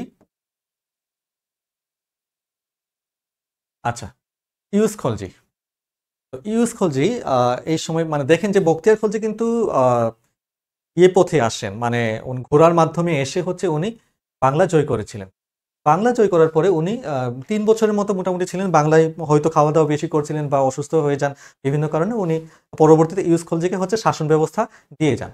হ্যাঁ, তো ইউস খলজির একটা বিশেষ বৈশিষ্ট্য হচ্ছেন উনি যেটা করেছিলেন সেটা হচ্ছে নৌবাহিনী চালু করেছিলেন, বাংলায় নৌবাহিনী চালু করেছিলেন। তো বখতিয়ার খলজি হচ্ছেন স্থলপথের যোদ্ধা ছিলেন, তো ইউস খলজি ভাবলেন যে নৌপথেও তো আমার যোদ্ধা দরকার, তো নৌবাহিনী উনি চালু করলেন। এই হচ্ছে মোটামুটি খলজির, বখতিয়ার খলজির পরবর্তী ঘটনা ইউস খলজির। তো এর পরবর্তীতে বিভিন্ন সিস্টেমে হচ্ছে আমার তুর্কি শাসন ব্যবস্থা চলতে থাকে আর কি। তো আমি একটা প্রশ্ন করছিলাম যে বখতিয়ার খলজি কার থ্রুতে আসেন, মানে কার মাধ্যমে, কোথা থেকে আসেন, উনি কার সেনাপতি ছিলেন বা কার সৈন্য ছিলেন, সেটা কি আমরা কি আনসার দিব নাকি কেউ আনসার করবেন? আমরা আরো একটু সময় নিচ্ছি। আচ্ছা, এর পরবর্তীতে বিভিন্ন সময় ধরে আমরা মানে কখনো দেখি যে বাংলায় মুসলিম শাসন বেশিরভাগ সময় হচ্ছে আমার দিল্লির আন্ডারে হচ্ছে এটা বাংলাটা পরিচালিত হতো। পরিচালিত হওয়ার পর এখানে আমরা আগে বলছেন যে দিল্লিতে ছিল আমার মামলুক শাসন, খলজি শাসন, তুগলক শাসন, সৈয়দ শাসন ইত্যাদি। তো এই বাংলাতেও সেটা দেখতে পাই, মামলুক শাসন ছিল, বলবান ছিল, তুগলক ছিল, এবং পরবর্তীতে গিয়ে আমার 1338 পর্যন্ত আমরা এই তুর্কি শাসন বা তুর্কি প্লাস আফগান মানে দিল্লি সালতানাতের অধীনে আমরা এখানে শাসন ব্যবস্থা পাই। সর্বশেষ গিয়ে আমার, আমি যদি ধরি এই সময়টা 1339। আচ্ছা, আমি আনসারটা দিয়ে দিচ্ছি। বখতিয়ার খলজি হচ্ছে মোহাম্মদ ঘুরির ছিলেন, সেনাপতি ছিলেন, সেনাপতি হয়ে উনি ওখান থেকে এসে বাংলা আক্রমণ করেন। তো আসেন পরবর্তীতে আমরা 1339 সালে আমরা চলে আসলাম। হ্যাঁ, 1204 থেকে 1338 পর্যন্ত গিয়ে 1339 গিয়ে আমরা যেটা দেখতে পাই যে ফখরুদ্দিন মুবারক শাহ ইনি হলেন বাংলার প্রথম স্বাধীন সুলতান, ফখরুদ্দিন মুবারক শাহ। আমরা দেখি, আচ্ছা এখানে আমরা যাব, হ্যাঁ এখানে আমরা যাব, তার আগে দেখি যে বাংলায় এই শাসন ব্যবস্থাগুলো প্রচলিত ছিল আর কি। তুর্কি শাসন 1204 থেকে 1338, তারপর সুলতানি শাসন ছিল, তুর্কি, সুলতানি, আফগান, মুঘল, এই চারটা আমরা মনে করতে পারি, তুর্কি, সুলতানি, আফগান, মুঘল, এই চারটি শাসন ব্যবস্থা আমরা মনে রাখবো। তো ফার্স্টে আমরা তুর্কি শাসন ব্যবস্থায় অনেকদিন থাকার পরে আমরা একজন বিশেষ ব্যক্তির নাম বললাম, উনি হচ্ছেন ফখরুদ্দিন মুবারক শাহ। ফখরুদ্দিন মুবারক শাহ যেটা করলেন, আমাদের ক্লাস হচ্ছে বিসিএস প্রিলি ব্যাচ, আর আমরা তো জয়েন করতে পারলাম না। আচ্ছা, কেন পারলেন না ভাই? আপনি তো ঠিক আছে, যদি হচ্ছে আপনার ক্লাস হয়ে থাকে এই মুহূর্তে, তাহলে হচ্ছে আপনি ক্লাসটা পরবর্তীতে দেখবেন, কোনো সমস্যা নেই, এটা লাইভ ক্লাস, এটা রেকর্ডেড থাকবে। আচ্ছা, তো বাংলার স্বাধীন সুলতানি শাসন, প্রথম স্বাধীন সুলতান হিসেবে আমরা পাই ফখরুদ্দিন মুবারক শাহের নাম। তিনি ছিলেন দিল্লি সালতানাতে, যদি আমরা যাই, বাহরাম খানের বর্মরক্ষক ছিলেন। এই অঞ্চলে বাহরাম খানের বর্মরক্ষক ছিলেন, এবং বাহরাম খান মারা যাবার পরে তিনি ফখরুদ্দিন মুবারক শাহ বাংলাকে মোটামুটি দেখলেন যে দিল্লি থেকে আলাদা করা যাবে, তো উনি নিজের এলাকাকে স্বাধীন করে দিলেন, মানে বাংলার প্রথম স্বাধীন সুলতান হিসেবে আবির্ভূত হলেন, এবং বাংলার রাজধানীর নাম দিলেন, মানে রাজধানী রাখলেন হচ্ছেন সোনারগাঁওয়ে। বর্তমান যে সোনারগাঁও দেখি বা পানাম নগরী দেখি, সোনারগাঁও ছিল হচ্ছে বাংলার স্বাধীন সুলতানি শাসনের শুরুর শুরুর দিকে রাজধানী। সোনারগাঁয়ে আসলেন ফখরুদ্দিন মোবারক শাহ এবং বাংলায় স্বাধীন সুলতানি শাসন শুরু করলেন। তো ফখরুদ্দিন মোবারক শাহের পরে আমরা একটা ঘটনা দেখি যে ওনার ছেলে কিন্তু ছিলেন হচ্ছেন গাজী শাহ। হ্যাঁ, ফখরুদ্দিন মোবারক শাহের ছেলে ছিলেন হচ্ছেন গাজী শাহ। তো এই গাজী শাহ যখন শাসন ব্যবস্থায় বসলেন, তো গাজী শাহ আহ, পরাজিত হয়ে গেলেন পান্ডুয়ার একজন শাসনকর্তার কাছে। পান্ডুয়া নামটা এভাবে হবে, পান্ডুয়া। তো পান্ডুয়ার একজন শাসনকর্তা ছিলেন শামসুদ্দিন ইলিয়াস। তো শামসুদ্দিন ইলিয়াস বললেন যে ফখরুদ্দিন মুবারক উনি শাহ নাম দিয়ে হচ্ছে ফখরুদ্দিন মুবারক শাহ হলেন এবং সুলতানি শাসন চালু করলেন, তাইলে আমি আমার নামের পিছনে হচ্ছে শামসুদ্দিন ইলিয়াস শাহ রাখবো। কেন রাখলেন? তার হচ্ছে গাজী শাহ একে পরাজিত করলেন। গাজীকে পরাজিত করে উনি শামসুদ্দিন ইলিয়াস হচ্ছে এই শাহ নামটা হচ্ছে নিজে নিয়ে নিলেন আর কি, শামসুদ্দিন ইলিয়াস শাহ হলেন। শামসুদ্দিন ইলিয়াস শাহ কিন্তু মোটামুটি আমার এই বাংলার ম্যাক্সিমাম অংশ উনি শাসন করেন, মানে যেটা আমরা দেখতে পাই না, ফখরুদ্দিন মোবারক শাহের সময় দেখতে পাই না, কিন্তু শামসুদ্দিন ইলিয়াস শাহ কিন্তু মোটামুটি শাহ মানে সকল মানে বাংলা অঞ্চলটা উনি দখল করে নেন এবং নিজে শাসন করেন। তো সেই জন্য ওনাকে বলা হয় যে শাহ ই বাঙ্গাল, ওনাকে এই জন্য বলা হয় শাহ ই বাঙ্গাল, শাহ ই বাঙ্গাল। ঠিক আছে। তো ফখরুদ্দিন মোবারক বললাম আমরা, তারপরে গাজী শাহের পরিবর্তে আমরা শামসুদ্দিন ইলিয়াসকে শাসন ব্যবস্থায় দেখলাম এবং উনি যেটা করেছিলেন সোনারগাঁওয়ের স্বাধীনতা ঘোষণা করেছিলেন। না, এটা হচ্ছে মোবারক শাহ, ফখরুদ্দিন মোবারক শাহ স্বাধীনতা ঘোষণা করে। আচ্ছা, তো এই কয়েকজনের নাম আমরা দেখতে পাই যারা হচ্ছেন বাংলায় স্বাধীন সুলতানি আমলের শুরুর দিকে ঘটনা আর কি। ফখরুদ্দিন মোবারক শাহ শুরু করলেন এবং প্রকৃতভাবে শাসন ব্যবস্থার নিলেন, ভার গ্রহণ করলেন হচ্ছেন শামসুদ্দিন ইলিয়াস শাহ। শামসুদ্দিন ইলিয়াস শাহের পরে আমরা ক্রমান্বয়ে কয়েকজনের নাম আমরা দেখব। তো ইলিয়াস শাহ আসলো, হ্যাঁ, ইলিয়াস শাহী বংশে হচ্ছে ইনি শুরু করলেন। ইলিয়াস শাহের পরে আমরা কয়েকজনের নাম আমরা দেখতে পাই তারা হচ্ছে বংশানুক্রমিকভাবে এই শাসন ব্যবস্থা চালু করে রেখেছিলেন আর কি। যেমন হচ্ছেন আমরা বলি, সবার নাম আছে কিনা, সিকান্দার শাহ, ইলিয়াস শাহের ছেলে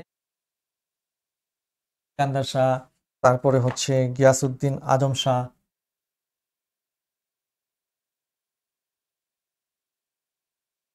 গিয়াসউদ্দিন আজম শাহ ইত্যাদি।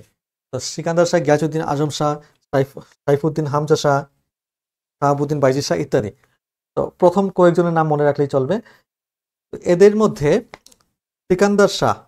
সিকান্দার শাহের পরে হচ্ছে মানে শামসুদ্দিন ইলিয়াস শাহ আসলেন। ইলিয়াস শাহের পরে তিনি হচ্ছেন ইলিয়াস শাহী বংশ শুরু করলেন আর কি। ইলিয়াস শাহী বংশের পরে হচ্ছে ইলিয়াস শাহের পরে আমার আসলেন হচ্ছেন সিকান্দার শাহ। সিকান্দার শাহ তেমন ইম্পর্টেন্ট না, তবে গিয়াসউদ্দিন আজম শাহের কথা আমরা বলেছি। এই গিয়াসউদ্দিন আজম শাহটা একটু বিশেষভাবে ইম্পর্টেন্ট, কারণ এনার সময় হচ্ছেন শাহ মোহাম্মদ শগীর। আমরা ইউসুফ জুলেখার কথা জেনেছি, ইউসুফ জুলেখা মহাকাব্য মহাগ্রন্থ, এটা হচ্ছে শাহ মোহাম্মদ শগীর এটা রচনা করেন ইনার সময়, গিয়াসউদ্দিন আজম শাহের সময়। গিয়াসউদ্দিন আজম শাহের সময় শাহ মোহাম্মদ শগীর ইউসুফ জুলেখা রচনা করেন। তো এরপর অনেকেই আসেন, সাইফুদ্দিন হামজা শাহ, শাহাবুদ্দিন বাইজির শাহ ইত্যাদি। তো এরপরে আমরা হঠাৎ করে এই ইলিয়াস শাহী বংশে হচ্ছে আমরা কিছু হিন্দু রাজত্বের, হিন্দু বংশের শাসন দেখতে পাই। এর আগে একটু দেখি যে ইলিয়াস শাহ নিয়ে কি বলা আছে এখানে। দেখেন, সমগ্র বাংলার প্রথম অধিপতি হিসেবে হওয়ার গৌরব অর্জন করে, যেটা আমরা গল্পের মাধ্যমে একটু আগে বলছিলাম। তারপরে গিয়াসউদ্দিন আজম শাহের কথা বললেন, যার সময় শাহ মোহাম্মদ শগীর ইউসুফ জুলেখা রচনা করেন এবং এই সময় ইরানের কবি হাফিজের সাথে এই গিয়াসউদ্দিন আজম শাহের পত্রালাপ হয়েছিল বা ওনাদের যোগাযোগ ছিল আর কি। তো ইনার সমাধি আছে হচ্ছে সোনারগাঁওয়ে। তো আমরা বলছিলাম যে হিন্দু রাজত্বের কথা। তো একটা সময় পর এই ইলিয়াস শাহী বংশের মধ্যে যখন শাহাবুদ্দিন বাইজির শাহ ওনার রাজত্ব শেষ করলেন, পরে হচ্ছে হঠাৎ করে আমরা দেখি যে রাজা গণেশের নাম আমরা দেখতে পাই। রাজা গণেশ এসে হচ্ছে আবার বাংলা অধিকার করেন। বাংলা অধিকার করে হচ্ছে উনি এই হিন্দু রাজত্ব আমরা দেখতে পাই মোটামুটি 30 বছরের মতো। তো রাজা গণেশ যখন বাংলা অধিকার করলেন, তখন হচ্ছেন বাংলার যে সকল ছিলেন শাসনকর্তা ছিলেন মুসলিম শাসনকর্তা। আচ্ছা, তো আমরা কমেন্টটা পড়ে নিই।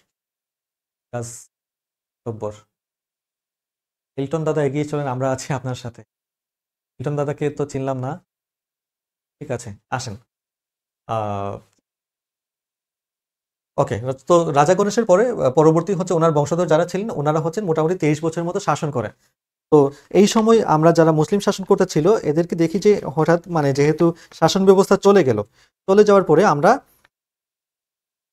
এই হয় আর কি, মানে ওরা হচ্ছে একসাথে বসার পরে হচ্ছেন একজন যেহেতু ওই সময় হচ্ছেন পীর আউলিয়াদের সময় ছিল, তো ইনাদের মাধ্যমে হচ্ছেন রাজা গণেশের সাথে চুক্তি করেন। মানে গণেশ হচ্ছেন একটা বিশাল সংখ্যক সেনাপতিকে দেখতে পেয়ে, মানে মুসলিমদের একটা বিশাল সংখ্যক সেনাপতিকে দেখতে পেয়ে ভীত হন এবং ওনাদের সাথে সন্ধিতে বসেন।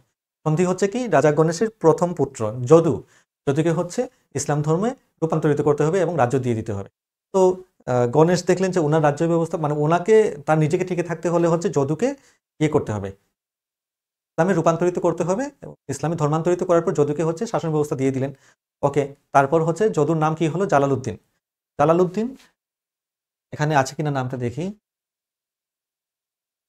আচ্ছা, যাই হোক, নামটা নাই। জালালউদ্দিন মোহাম্মদ শাহ নামে হচ্ছে যদু কিছুকাল হচ্ছে রাজত্ব গ্রহণ করেন এবং রাজ্য ব্যবস্থা পরিচালনা করেন। এবং যখন হচ্ছে ওই পীর আউলিয়াদের সেই সেনাপতিদের সেই ছত্রতা চলে যায়, মানে এটা হচ্ছে ভারতবর্ষ থেকে আবার ব্যাক করে, তখন হচ্ছে আবার রাজা গণেশ তার পুত্রকে সরিয়ে আবার নিজে শাসন ব্যবস্থা গ্রহণ করে। এবং তার কিছুদিন পর তার দ্বিতীয় পুত্র মানে মহেন্দ্রনাথ, উনিও কিছুকাল শাসন করেন। শাসন করার পরে এই 30 বছরের শাসন ব্যবস্থা শেষ হয় আর কি, রাজা গণেশ শাসন ব্যবস্থা শেষ হয়। তারপর আবার আমরা দেখি যে দ্বিতীয় মানে ইলিয়াস শাহী বংশ আবার সেই শাসন ব্যবস্থা গ্রহণ করে শামসুদ্দিন আহমদ শাহের মাধ্যমে। তো জালালউদ্দিন মোহাম্মদ শাহ, যিনি হচ্ছেন তার গণেশের পুত্র ছিলেন, তার নাম ছিল যদু এবং পরবর্তীতে নাম হলো জালালউদ্দিন মাহমুদ শাহ। এই সময়টা ইম্পর্টেন্ট আমাদের জন্য, সেটা হচ্ছে কৃত্তিবাসের নাম আমরা জেনে থাকি।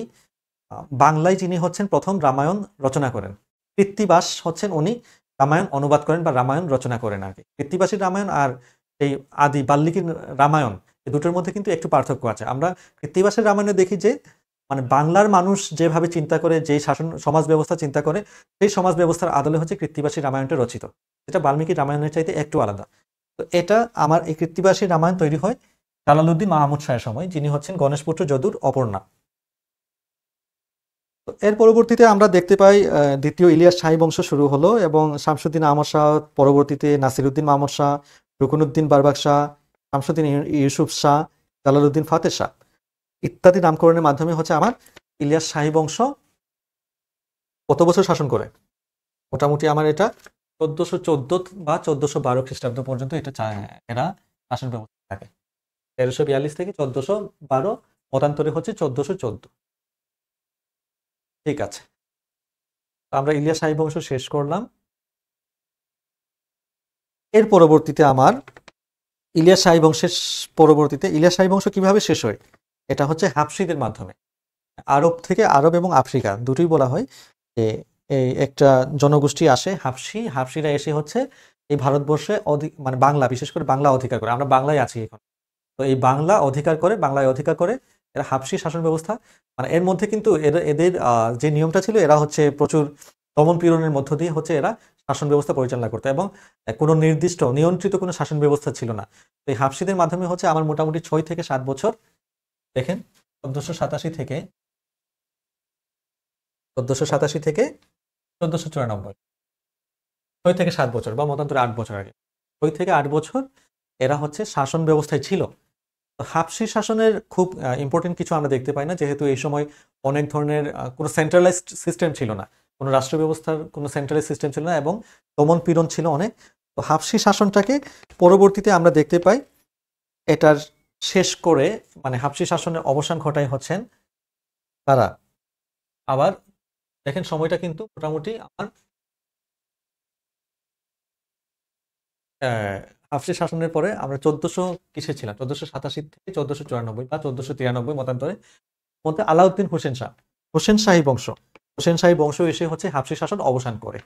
আমরা এতক্ষণ আলোচনা করেছিলাম ইলিয়াস শাহী বংশ, তার পরবর্তীতে আমাদের আসলো হাবশি শাসন, হাবশির পরে হচ্ছে আমরা আসছি হোসেন শাহী বংশে।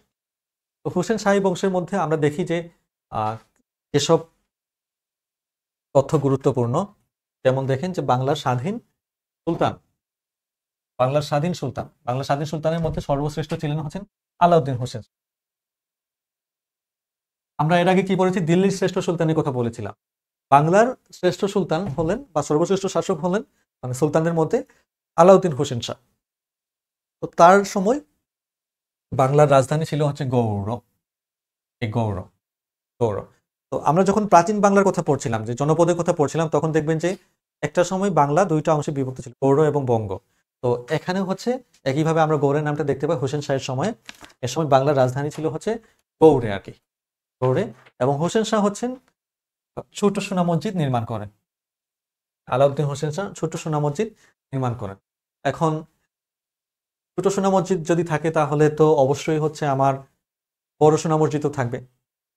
এই বড় সোনা মসজিদ নির্মাণ করেন ওনারই ছেলে, আলাউদ্দিন হোসেন শাহের ছেলে নুসরত শাহ। নুসরত শাহ, নুসরত শাহ যখন শাসন ব্যবস্থা গ্রহণ করেন তখন ওনার নাম হয়ে যায় নাসিরউদ্দিন নুসরত শাহ। তো বাপ ছেলে মিলেই হচ্ছে এই ছোট সোনা মসজিদ এবং বড় সোনা মসজিদ নির্মাণ করেন। প্রথমত আমরা নাম দেখলাম আলাউদ্দিন হোসেন শাহ, তার পরবর্তীতে হচ্ছেন নুসরত শাহ। তো এই আলাউদ্দিন হোসেন শাহর সময় আমরা একটা বিষয় খেয়াল করি যে ওনাকে বলা হতো হচ্ছে বাংলার আকবর। বাংলার আকবর মানে এক সাইডে আমরা মুঘল সম্রাটদের কথা জেনেছি, আকবরের নাম জেনেছি, আর বাংলার আকবর বলা হয় আলাউদ্দিন হোসেন শাহকে, আলাউদ্দিন হোসেন শাহকে। এবং এনার সময়ে শ্রী চৈতন্যের আবির্ভাব ঘটেছিল বাংলায়। শ্রী চৈতন্য এমন একজন ব্যক্তি যিনি হচ্ছে নিজে এক বিন্দুও হচ্ছে উনি সাহিত্য রচনা করেন নাই, কিন্তু উনার নামে দীর্ঘ কয়েকশো বছর ধরে বাংলায় সাহিত্য রচিত হয়েছে ওনার প্রভাবে। আর যেটা হচ্ছে আসলে আমাদের বিসিএস এর সিলেবাসটা বড় করে দিয়েছে।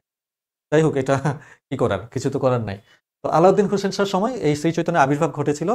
আর হচ্ছে ওনার পুত্র নুসরত শাহ উনি হচ্ছেন বড় সোনা মসজিদ নির্মাণ করলেন। একই সাথে উনি কদম রসুল মসজিদ নির্মাণ করলেন। কদম রসুল মসজিদ উনি নুসরত শাহ নির্মাণ করেন আর কি। তো এই হোসেন শাহী বংশে আরো অনেকেই আছেন, তার মধ্যে আমরা এই দুজনের নাম জানলাম এবং বাকিদের নাম না জানলেও চলবে। সর্বশেষ আমরা যার নাম পাই সেটা হচ্ছে গিয়াসউদ্দিন মাহমুদ শাহ। গিয়াসউদ্দিন মাহমুদ শাহ, ঠিক আছে। তাহলে আলাউদ্দিন হোসেন শাহর নাম জানলাম, নুসরত শাহের নাম জানলাম, গিয়াসউদ্দিন মাহমুদ শাহের নাম জানলাম। এনারা হচ্ছেন হোসেন শাহী বংশের, বিশেষ করে হোসেন শাহী বংশের।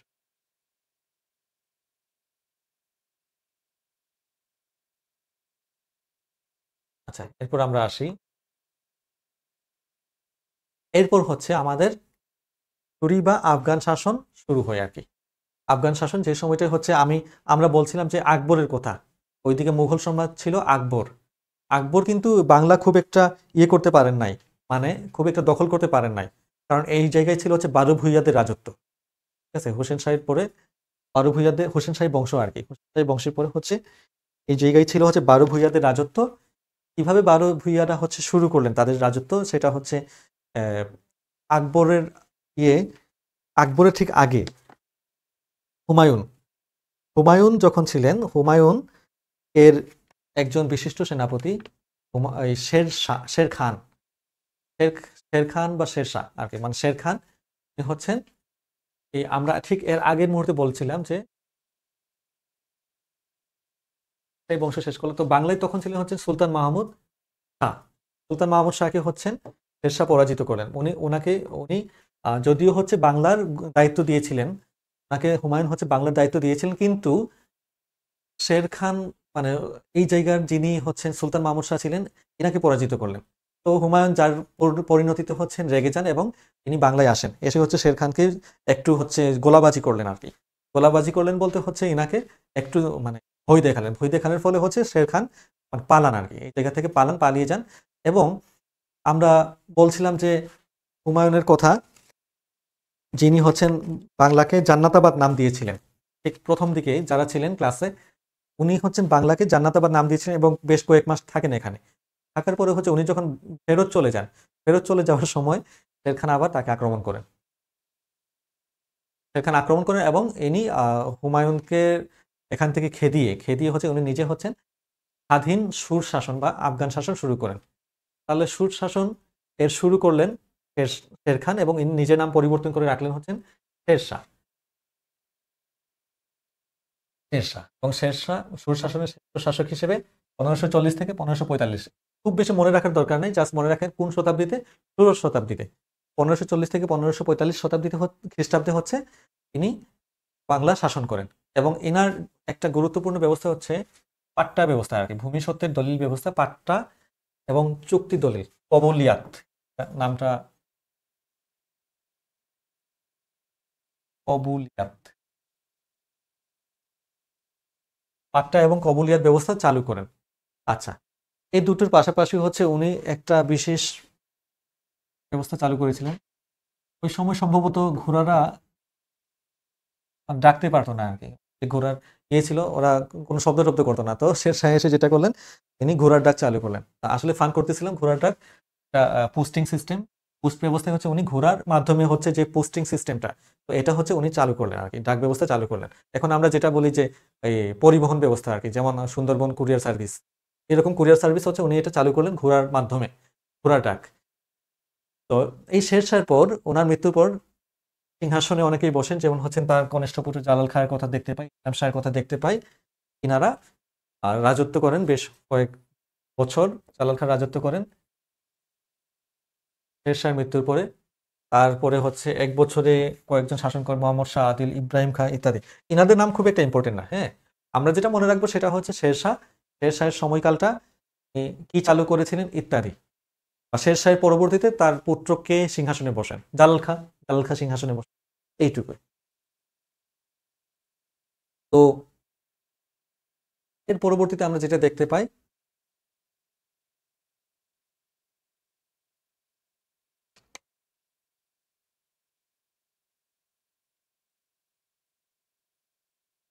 আকবর, এটা খুব সম্ভবত, এটা আমি একটু দেখি, এটা হচ্ছে সিকান্দার শাহকে পরাজিত করেন।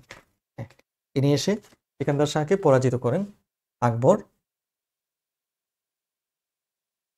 সিকান্দার শাহকে পরাজিত করার পর সেটা হচ্ছে সুশাসনের অবসান ঘটে।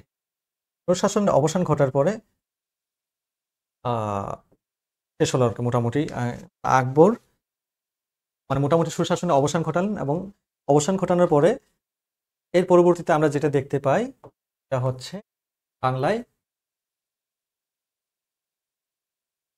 ইয়ের অধীনে, মানে মুঘল সম্রাটের অধীনে বাংলায় হচ্ছে বেশ কয়েক বছর ধরে ইয়ে ছিল, আমাদের স্বাধীন নবাব ব্যবস্থা চালু ছিল, নবাব ব্যবস্থা চালু ছিল আর কি, সুবেদারি শাসন ছিল, তারপরে হচ্ছে নবাব ব্যবস্থা চালু ছিল।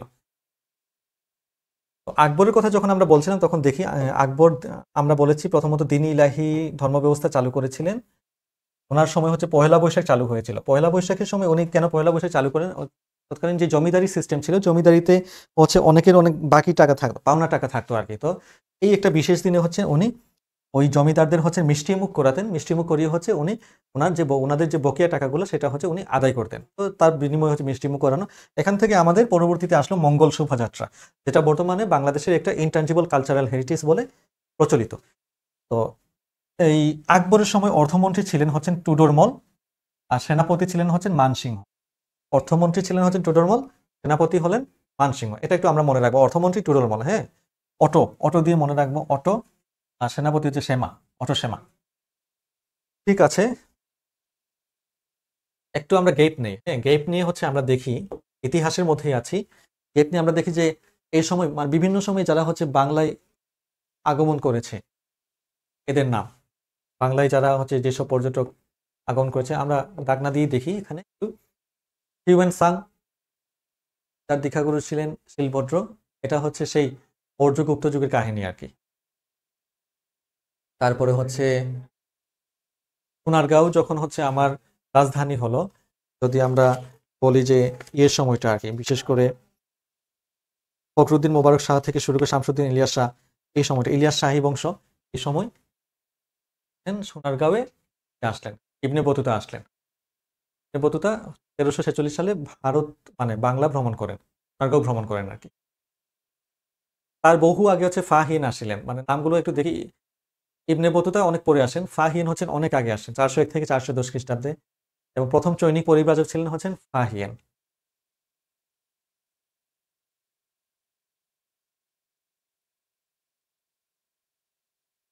দেখেন এখানে আরো কিছু ডিটেলস আছে, মেগাস্থিনিস কোন সময় আসছেন, ফাহিয়েন কখন আসছেন। প্রথম চন্দ্রগুপ্তের সময়, গুপ্ত যুগে প্রথম চন্দ্রগুপ্তের সময় মেগাস্থিনিস আসছিলেন, দ্বিতীয় চন্দ্রগুপ্তের সময় আসছেন ফাহিয়েন, হর্ষবর্ধনের সময় হিউয়েন সাং। তারপরে কি হয়, দিল্লির সুলতান যখন মোহাম্মদ বিন তুগলক ছিলেন এবং বাংলার সুলতান ফখরুদ্দিন মোবারক শাহ, মানে যিনি হচ্ছেন বাংলায় স্বাধীন ইয়ে চালু করলেন, শাসন ব্যবস্থা চালু করলেন, এই সময়টাই হচ্ছেন আমার ইবনে বতুতা আসলে মরক্কো থেকে। আচ্ছা, তারপর দেখি আমরা গিয়াসউদ্দিন আজম শাহ, ইনার সময়ে হচ্ছেন আমার মাহুয়ান এই বাংলা ভ্রমণ করেন, মানে বাংলায় আগমন করেন 1406। 1400 এই সালগুলোর চাইতে আমার ইম্পর্টেন্ট হচ্ছে কে কোন সময় আসছেন, মানে কোন শাসন ব্যবস্থার আন্ডারে কোন পরিব্রাজক আসছেন সেটা। আসেন তারপর আমরা দেখি কি আছে, কিছু প্রশ্ন দেখব। যেমন বাংলা নববর্ষ পয়লা বৈশাখ কে চালু করছিলেন, আমরা বলেছি এটা। তারপরে হচ্ছে কুতুব মিনার কোথায় অবস্থিত, এগুলো আমরা জানি আসলে। কবুলাত এবং পাট্টা ব্যবস্থার কথা আমরা বলেছি, শাহের সময়টাই এরকম আর। তো এই 12 ভূঁইয়াদের সময়টায় আমরা আসলাম। 12 ভূঁইয়াদের আমলে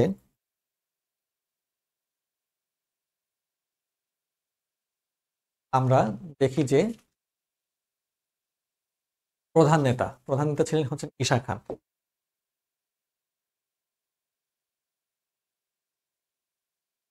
এবং ঈশা খানের রাজ্যকে বলা হতো হচ্ছে হাটি রাজ্য। যাই হোক, এখানে তেমন কোনো ইম্পর্টেন্ট কোনো তথ্য নাই, সো আমরা হচ্ছে কি করতেছি, ভূঁইয়ার শব্দটা আসে হচ্ছে সংস্কৃত ভৌমিক শব্দ থেকে, তারপর বাংলার জন্য ইম্পর্টেন্ট। আচ্ছা, এই হচ্ছে আমরা এক নজরে মুঘলদের একটু দেখে নিব ওনারা কি করেছেন। মানে যে আমরা বলছিলাম যে বাবার হইলো একবার জ্বর সারিল ওষুধে, এই সিস্টেম ধরে হচ্ছে আমরা একটু দেখব মানে কার কি কন্ট্রিবিউশন ছিল।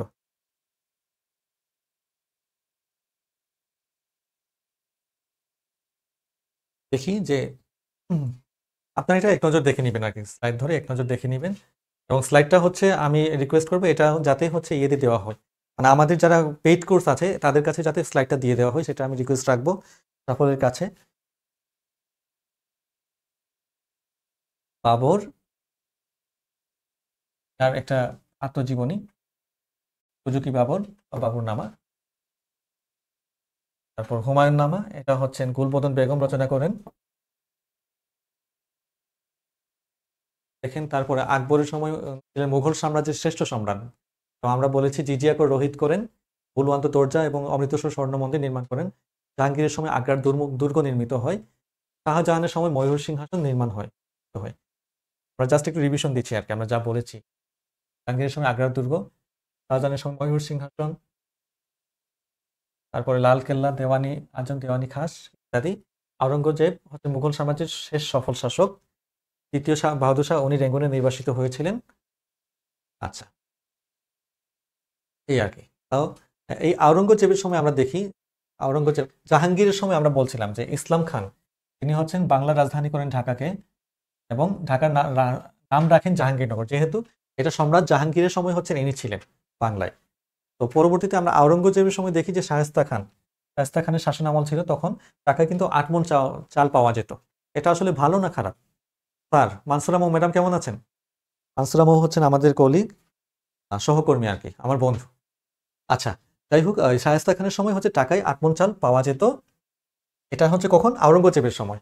তো এটা আসলে ভালো না খারাপ সেটা হচ্ছে, এটা একটা বিষয়। কারণ হচ্ছে যে ক্রয় করতো টাকায় 8 মণ চাল, যে ক্রেতা তার কাছে কিন্তু ভালো, কিন্তু যে বিক্রেতা তার কাছে তো অবশ্যই খারাপ। তো খারাপ ভালোর কোনো বিষয় না, কারণ ওই সময় হচ্ছে আমার সব কিছুরই কিন্তু দাম কম ছিল আর কি। সব কিছুর দাম কম ছিল, কিন্তু তখনও কিন্তু ইনফ্লেশন ছিল। তো এটা আমরা জানতে পাই হচ্ছে যখন আমি অর্থনীতি নিয়ে পড়াশোনা করব, তখন হচ্ছে আমরা এটা জানতে পারবো। আকবর আলী খানের একটা অর্থনীতি বই আছে, এই বইটা পড়লে হচ্ছে আপনি জানতে পারবেন। যাই হোক, তো শায়েস্তা খানের সময় টাকায় 8 মণ চাল পাওয়া যেত। চট্টগ্রামের নাম উনি রেখেছিলেন ইসলামাবাদ। ঢাকার নাম আগেই চলে আসে জাহাঙ্গীরনগর, সেটা 1610 সালে প্রথম। আর চট্টগ্রামের নাম হয় হচ্ছে ইসলামাবাদ, সেটা কখন? আওরঙ্গজেবের সময়, শায়েস্তা খান এবং আওরঙ্গজেবের সময়। শায়েস্তা খান এছাড়া মীর জুমলা গেট নির্মাণ করেন, এবং মীর জুমলার কামানটা হচ্ছে বর্তমানে উসমানী উদ্যানে সংরক্ষিত আছে। তো অবশেষে মুঘল সম্রাট পরবর্তীতে দুর্বল হতে থাকে, ব্রিটিশরাও আসতে থাকে, এবং এরা বিভিন্ন ধরনের ফলো করতে থাকে, ডিপ্লোমেসি ফলো করতে থাকে, এবং অবশেষে দ্বিতীয় বাহাদুর শাহকে হচ্ছে রেঙ্গুনে নির্বাসন করা হয়।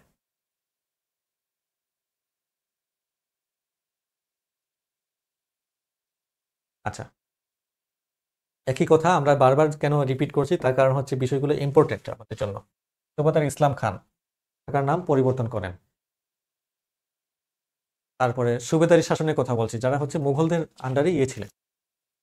তো তারপরে মুঘল সম্রাট শাহজাহানের সময় বাংলার সুবেদার কে ছিলেন, এগুলো বিভিন্ন সময় পরীক্ষায় এসেছিল আর কি। কাসিম খান। কাসিম খানের বড় কৃতিত্ব ছিল বাংলা থেকে পর্তুগিজদের বিতাড়ন। বাংলা থেকে পর্তুগিজদের বিতাড়ন, এটা ছিল কাসিম খানের সময়। সুবেদার কাসিম খান। কাসিম খানের পরবর্তীতে আসেন হচ্ছেন শাহ সুজা। শাহ সুজা। আচ্ছা, ঠিক আছে। সো হচ্ছে আমরা সুবেদারি শাসনটা শেষ করতে যাচ্ছি। শেষ করার ঠিক আগ মুহূর্তে আমরা একটু দেখে নিব যে পানিপথের যে যুদ্ধগুলো আমরা বললাম, যে প্রথমত বাবর বনাম ইব্রাহিম লোধি, যার মাধ্যমে হচ্ছে আমরা হলো আর কি, বাংলায় মুঘল সাম্রাজ্য শুরু হলো এবং দিল্লি সালতানাত প্রতিষ্ঠিত হয়েছে। দিল্লি সালতানাবাদ প্রতিষ্ঠিত হলো। এই সময়টা প্রথম যুদ্ধ, পানিপথের প্রথম যুদ্ধের মাধ্যমে, এটা হচ্ছে 1526 সালে বাবর হন, জয়লাভ করেন। পানিপথের দ্বিতীয় যুদ্ধ কখন হয় দেখেন, এটা হচ্ছে 1526, বাবরের কাহিনী। তারপরে হচ্ছে 1556, বাবর পুত্র হুমায়ুন, হুমায়ুন পুত্র হচ্ছে আকবর। তো আকবর হচ্ছেন এই দ্বিতীয় যুদ্ধের কাহিনী আর কি। আকবরের সেনাপতি হিমু এবং বৈরাম খান হচ্ছেন এখানে জয়লাভ করেন।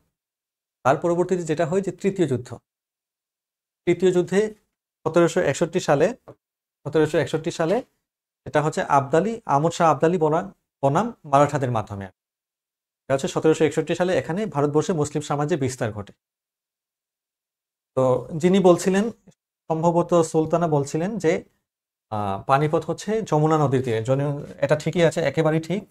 এবং এটা হচ্ছে হরিয়ানা রাজ্যে, পানিপথ বর্তমানে ভারতের হরিয়ানা রাজ্যে অবস্থিত।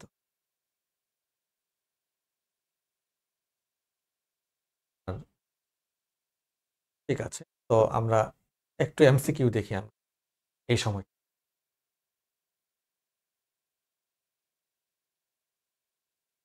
ঢাকায় বাংলাদেশের রাজধানী স্থাপনের সময় মুঘল সুবেদার কে ছিলেন? হ্যাঁ, কে ছিলেন বলেন তো একটু।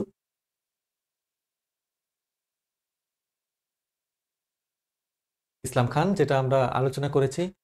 তারপরে লালবাগ দুর্গ আলোচনা করেছি আমরা, লালবাগ কেল্লা বা লালবাগ দুর্গ। তারপরে ঢাকায় প্রথম বাংলা রাজধানী কবে হয়েছিল, বিভিন্ন পরীক্ষা আসছে এগুলো, হ্যাঁ, ১৬১০ সালে।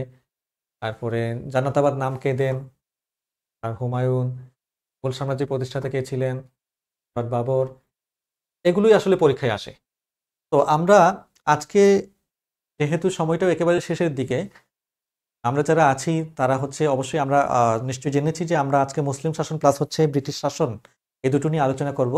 বাট কোনো সমস্যা নাই, মুসলিম শাসনটা যেভাবে আমরা ডিটেলসে পড়েছি একইভাবে ব্রিটিশ শাসনটাও হচ্ছে আমরা আলোচনা করব। হয়তো আজকে যদি সময় কম থাকে তাহলে অন্যদিন আলোচনা করব, ঠিক আছে? কারণ আমার যেটা ইম্পর্টেন্ট মানে জানার বিষয়, মানে বোঝানোর বিষয়, সেটা হচ্ছে বা যেটা আমি সন্তুষ্ট হই সেটা হচ্ছে আপনি যাতে এখান থেকে কিছু সিকোয়েন্স ধরে হচ্ছে বিষয়গুলো আপনার যাতে মাথায় থাকে।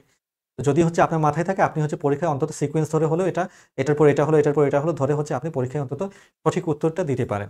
সেই কারণে আমি একটু বুঝিয়ে পড়াই বা একটু সময় নিয়ে পড়াই আর কি। তো দেখেন, আসলে বাংলায় সুবেদারি শাসনটা শেষ হলো, মুঘলদের আন্ডারে সুবেদারি শাসনটা শেষ হলো। তো সুবেদারি শাসন শেষ করার পরে নবাবী শাসন, স্বাধীন নবাবরা আসলেন আর কি, বাংলাকে আলাদা করে নবাবী শাসন। এটা শুরু হয় আমার মোটামুটি 1717 সালের দিকে। নবাবরা নিজেরা বাংলাকে শাসন করা শুরু করে 1717 থেকে কত ধরা যায়, 1757। তো আমরা দেখি যে এই সময়টাই এক পাশে হচ্ছে মুঘল সাম্রাজ্য দুর্বল হতে থাকে, আর এইদিকে হচ্ছে নবাবী শাসন স্ট্রং হয়ে গেল, মানে আলাদা হয়ে গেল আর কি। তো আসেন এখানে নবাবী শাসনের প্রতিষ্ঠাতা কে হলেন? মুর্শিদ কুলি খান, জনাব মুর্শিদ কুলি খান, বাংলার প্রথম স্বাধীন নবাব। যদি আসে বাংলার প্রথম স্বাধীন নবাব, এই নামগুলো একটু মনে রাখবেন। প্রথম স্বাধীন নবাব, প্রথম স্বাধীন সুলতান, এই নামগুলো একটু মনে রাখবেন। এই প্রথম স্বাধীন নবাব হচ্ছেন মুর্শিদ কুলি খান, শেষ স্বাধীন নবাব হচ্ছেন নবাব সিরাজউদ্দৌলা। তো নবাবী শাসন হচ্ছেন মুর্শিদ কুলি খান শুরু করেন। তো আমরা যদি নামগুলো একটু দেখার বা জানার চেষ্টা করি, প্রথমত আসলেন হচ্ছেন মুর্শিদ কুলি খান, তারপরে থেকে লিখছি, হ্যাঁ, মুর্শিদ কুলি খান, সরফরাজ খান, তারপরে সুজাউদ্দৌলা,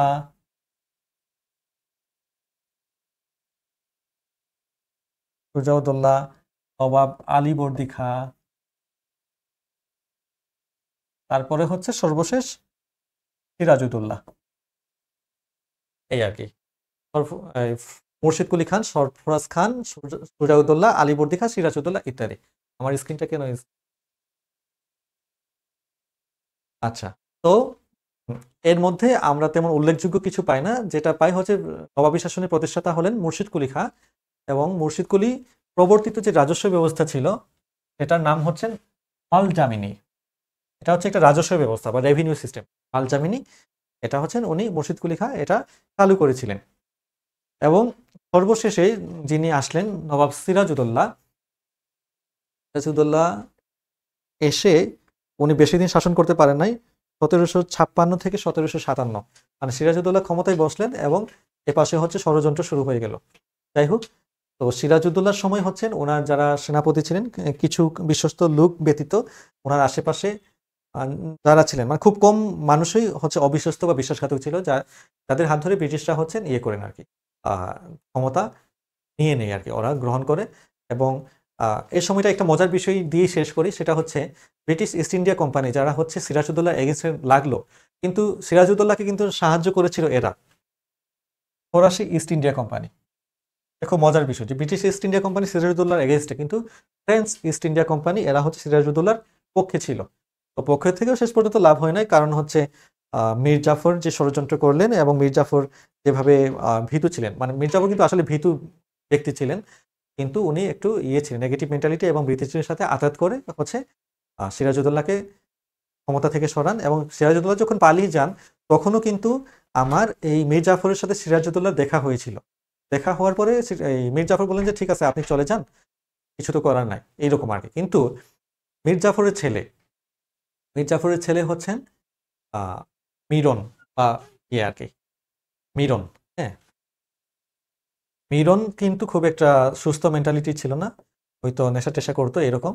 তো মিরন হচ্ছেন দেখলেন যে সিরাজউদ্দৌলা পালিয়ে যাচ্ছেন, তো এই পালিয়ে যাওয়ার মুহূর্তে হচ্ছেন মিরন নির্দেশ দেন মোহাম্মদী বেগকে হচ্ছে নবাবকে হত্যা করে দেওয়ার জন্য। মানে মিরনের নির্দেশে এই মোহাম্মদী বেগ হচ্ছেন নবাব সিরাজউদ্দৌলাকে হত্যা করেন।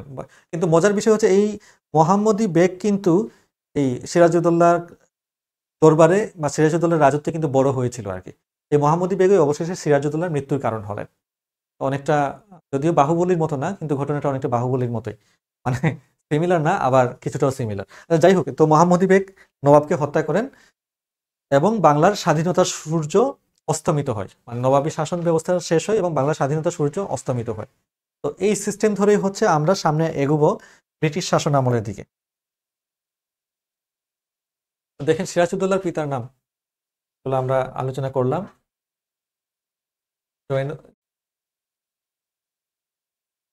তারপরে হচ্ছে নবাবী শাসন ব্যবস্থা, আমরা আগে একটু বলেছিলাম, কারেকশন করে দেই। এটা হচ্ছেন, আমরা নাম বলছিলাম বিভিন্ন নবাবের মধ্যে হচ্ছেন আলীবর্দী খাঁর কথা বলছিলাম। যাই হোক, এখানে একটু ইয়ে আছে, একটু কারেকশন করে নেবেন আপনারা।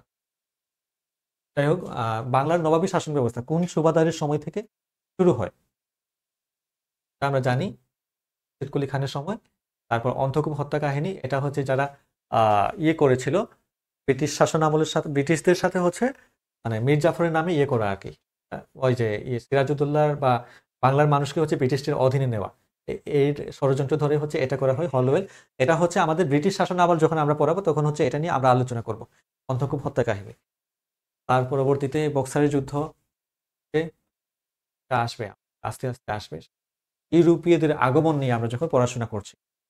তো এটা আমার মনে হয় যে আজকে যেহেতু সময় একেবারে শেষের দিকে, তো ইউরোপীয়দের আগমন নিয়ে আমরা আরেকদিন বসলে কেমন হয়, কারণ আমরা একটা সময় হচ্ছে প্রাচীন শাসন ব্যবস্থা পড়েছি, প্রাচীন শাসন ব্যবস্থার পরবর্তীতে গিয়ে হচ্ছে আমরা সেন আমল পর্যন্ত পড়লাম। একপাশে হচ্ছে আমার বৌদ্ধ এবং হিন্দু শাসন ব্যবস্থা, হিন্দু তো বলা হতো না তখন, তো মৌর্য থেকে সেন শাসন ব্যবস্থা এটা পড়লাম, এটা দিয়ে একটা ক্লাস শেষ করলাম। আজকে আমরা মুসলিমদের শাসন নিয়ে পড়াশোনা করলাম। আরেকটা দিন হচ্ছে আমরা ইউরোপীয়দের শাসন ব্যবস্থা নিয়ে যদি পড়ি তাহলে হচ্ছে একটা প্যাকেজ তৈরি হয় আর কি, মানে এটার সাথে ওটার তো একটু থিমেটিক একটু পার্থক্য আছে। তো সে কারণে আমি আশা করছি যে এটা নিয়ে আমি খুব শীঘ্রই আপনাদের সামনে আসব। আর আজকে হচ্ছে যারা এই ক্লাসের সাথে ছিলেন তাদেরকে আবারও ধন্যবাদ জানাচ্ছি, এবং আমার মনে হয় যে ক্লাসটা আপনাদের ইফেক্টিভ হবে আর কি। মানে যদি হচ্ছে আরেকবার দেখেন এই ক্লাসটা, তাহলে হচ্ছে আপনাদের জন্য এটা, এই ক্লাসের যে বিষয়গুলো আছে যেটা একটু মানে আমার মনে হচ্ছে যে একটু মাথা মুথা আউলিয়ে যাচ্ছে আর কি, অনেকগুলো নাম নিয়ে আমরা আলোচনা করেছি, যদি একবার থেকে আরো 2বার হচ্ছে এটা আবার দেখেন তাহলে হচ্ছে এটা মোটামুটি একটা ফ্রেমওয়ার্ক মাথার মধ্যে তৈরি হয়ে যাবে। তো আহ, দেখেন এখানে ইউরোপীয়, তারপরে হচ্ছে এখানে ডাচ ওলন্দাজদের কাহিনী থেকে আমরা আসবো, জাস্ট একবার দেখে যান। হ্যাঁ, পরবর্তীতে আমরা এটা ডিটেলস পড়বো, বিভিন্ন সময় ইউরোপীয়রা কখন কি আসছে, তারপর ব্রিটিশ শাসন কিভাবে শুরু হলো, তারপরে হচ্ছে বিভিন্ন শাসন ব্যবস্থায় কে কি করেছিলেন, তার অবদান কি রকম এরকম, তারপর বিভিন্ন সময় যে সংস্কার আন্দোলন হয়েছে, ব্রিটিশ শাসন ব্যবস্থায় বিভিন্ন সংস্কার আন্দোলন হয়েছে, তারপর রাজনৈতিক আন্দোলন, এরকম আর কি। তো আমি আশা করি যে আপনাদের ক্লাসটি ইফেক্টিভ হবে, মানে যদি আরো 2বারের মতো হচ্ছে আপনি রিভাইজ করেন আর কি। আর হচ্ছে এই মুহূর্তে যদি কোনো প্রশ্ন থাকে তাহলে হচ্ছে আপনি প্রশ্নগুলো করতে পারেন। একেবারে বিদায় নেবার আগ মুহূর্তে আপনার যদি কোনো সাজেশন থাকে অথবা কোনো ধরনের প্রশ্ন থাকে বা জানার কিছু থাকে তাহলে হচ্ছে এটা প্রশ্নগুলো করতে পারেন। আমি যদি পারি হচ্ছে আমি আনসার দেওয়ার চেষ্টা করব। আদারওয়াইজ হচ্ছে সাফল্য একাডেমি যারা বিজ্ঞ শিক্ষক মন্ডলী আছেন তারা আনসার দিবে। তো আসেন, আমরা আমাদের কোনো কিছু জানার আছে কিনা? আচ্ছা, আচ্ছা, ঠিক আছে। So thank you everybody. দেখা হবে আবারও অতি শীঘ্রই। আসসালামু আলাইকুম।